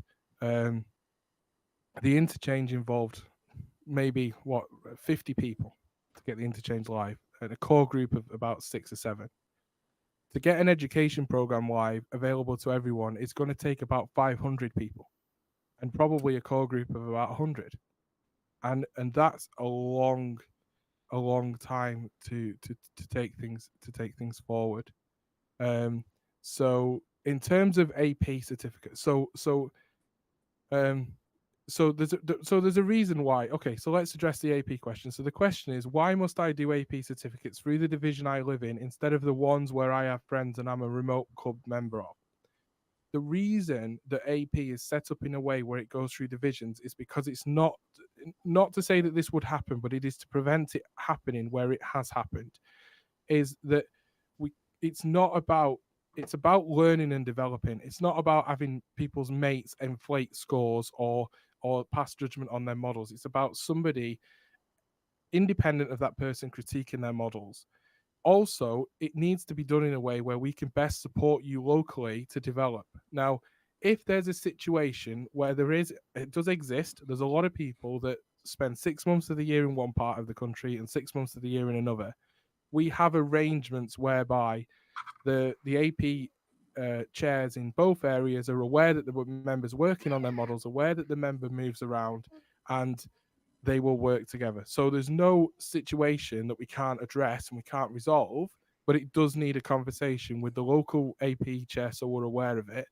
And then there needs to be that agreement to make sure as a member that person is supported to develop in the achievement program, because it's not the achievement program is not a tick box exercise. It's an exercise about improving your modeling and being pushed or pushing yourself. It's self-pushing, but you push yourself to do things that are outside your comfort zone, that are things that you wouldn't otherwise do. And everybody that's been on the MMRA or is on the AP journey, who's an MMR or is on the journey to become one, has been pushed outside of their comfort zone, whether that's going to an ops session because you're the most introverted person in the world, or whether that is scratch building something, or whether that's painting something. In terms of online, I see Roy's just asked a question about I'm online. I'm in Orkney. So I've achieved my MMR mostly with remote assessment, and the NMRA has fully remote assessment now. We can almost assess almost everything. There are certain things we can't, because we simply wouldn't be able to give you enough points without being able to see the model. But the majority of AB certificates can be assessed remotely. And where there's a need for a model to be assessed in person, that can be done at a region or national convention. So there are many opportunities. Sometimes we do it at trade shows, but if we're aware that a member's working towards it and aware that there are difficulties in that member accessing the route that the majority of people would through a division, we will support you and help you to do that. That's the organization's not the enemy. The organization is a family, so we look after everybody. And if there's somebody that's struggling, we've got people in Mexico whose models we assess. We've got people in Alaska whose models we assess. We've got Gordy in Orkney. We can also, but we've got people also that are in supported living facilities. We've got people that are immobile. We've got people who can't travel. So we help those members. We do things either through the Interchange and do an assessment, which is, I suppose, streaming it. We do things through, we've done things through Zoom. I've had models assessed through Zoom. I've had verifications done through Zoom. I operate Speeds. I dispatch Speeds layout remotely from here in Orkney, so I can achieve my dispatcher certificate. So there's the AP comes up, and generally when the AP comes up and I can't do this, the AP is not about what you can't do. The AP is about enabling you to what you can do and potentially helping you do things that you didn't think you could do. So that's why Speed said, get in touch with your local AP people, whether that's division, region, or even the national team if you don't know who your region is. The national team is on the Interchange. They're also on Facebook. You can also email them. All the details are on the website. Get in touch. Let us know how we can help you, and we will help resolve whatever the impediment is to you taking part in the AP program. And the only two things you have to do to become an MMR is scratch build a piece of rolling stock or scratch build a locomotive. Everything else is completely in your choice. But you have to scratch build at least a piece of rolling stock or a locomotive. And if you're struggling with how to scratch build a piece of rolling stock, go to my website, and there's a really handy step-by-step guide on how to scratch build a skeleton log car that anyone can do. I guarantee anyone can do that. You can even glue the thing together. So you can go there, do that, and we'll get you all through the program. Okay, so was there any other questions? No, Annabella's left us. She said bye, by the way.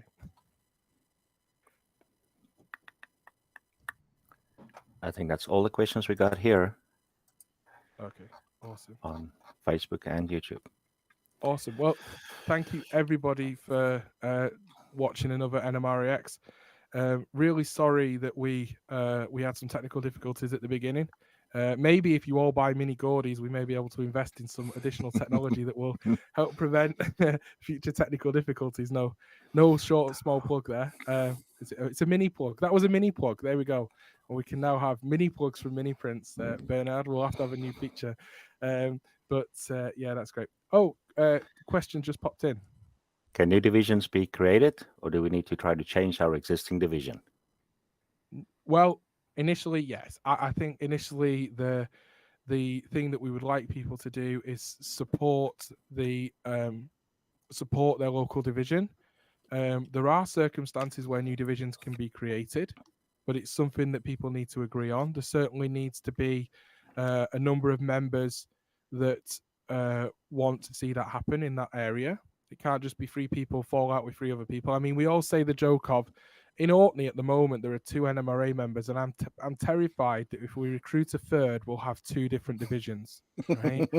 But but all joking apart, certainly where it makes geographical sense and there's enough members to make it work, then there is an opportunity to redraw divisional boundaries. It doesn't happen very often.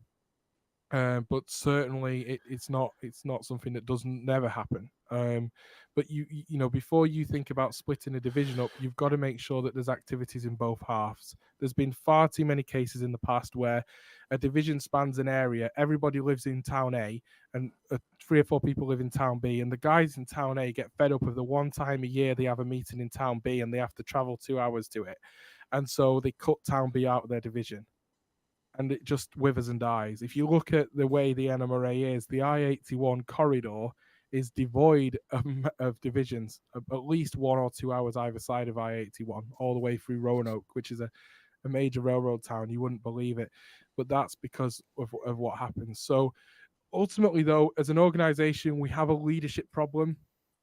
We don't have enough people wanting to step up and help and lead projects or lead divisions. A lot of our people have been in roles for a long time. A lot of people stand unopposed in elections.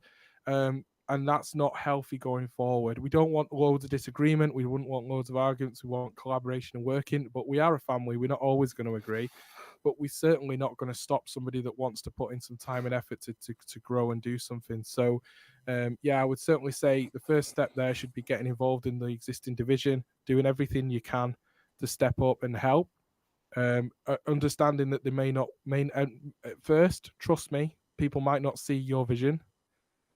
Certainly 4 years ago, the NMRA would not have imagined the Interchange, would not have imagined NMRAx, would not have imagined a digital magazine. Definitely, we know that.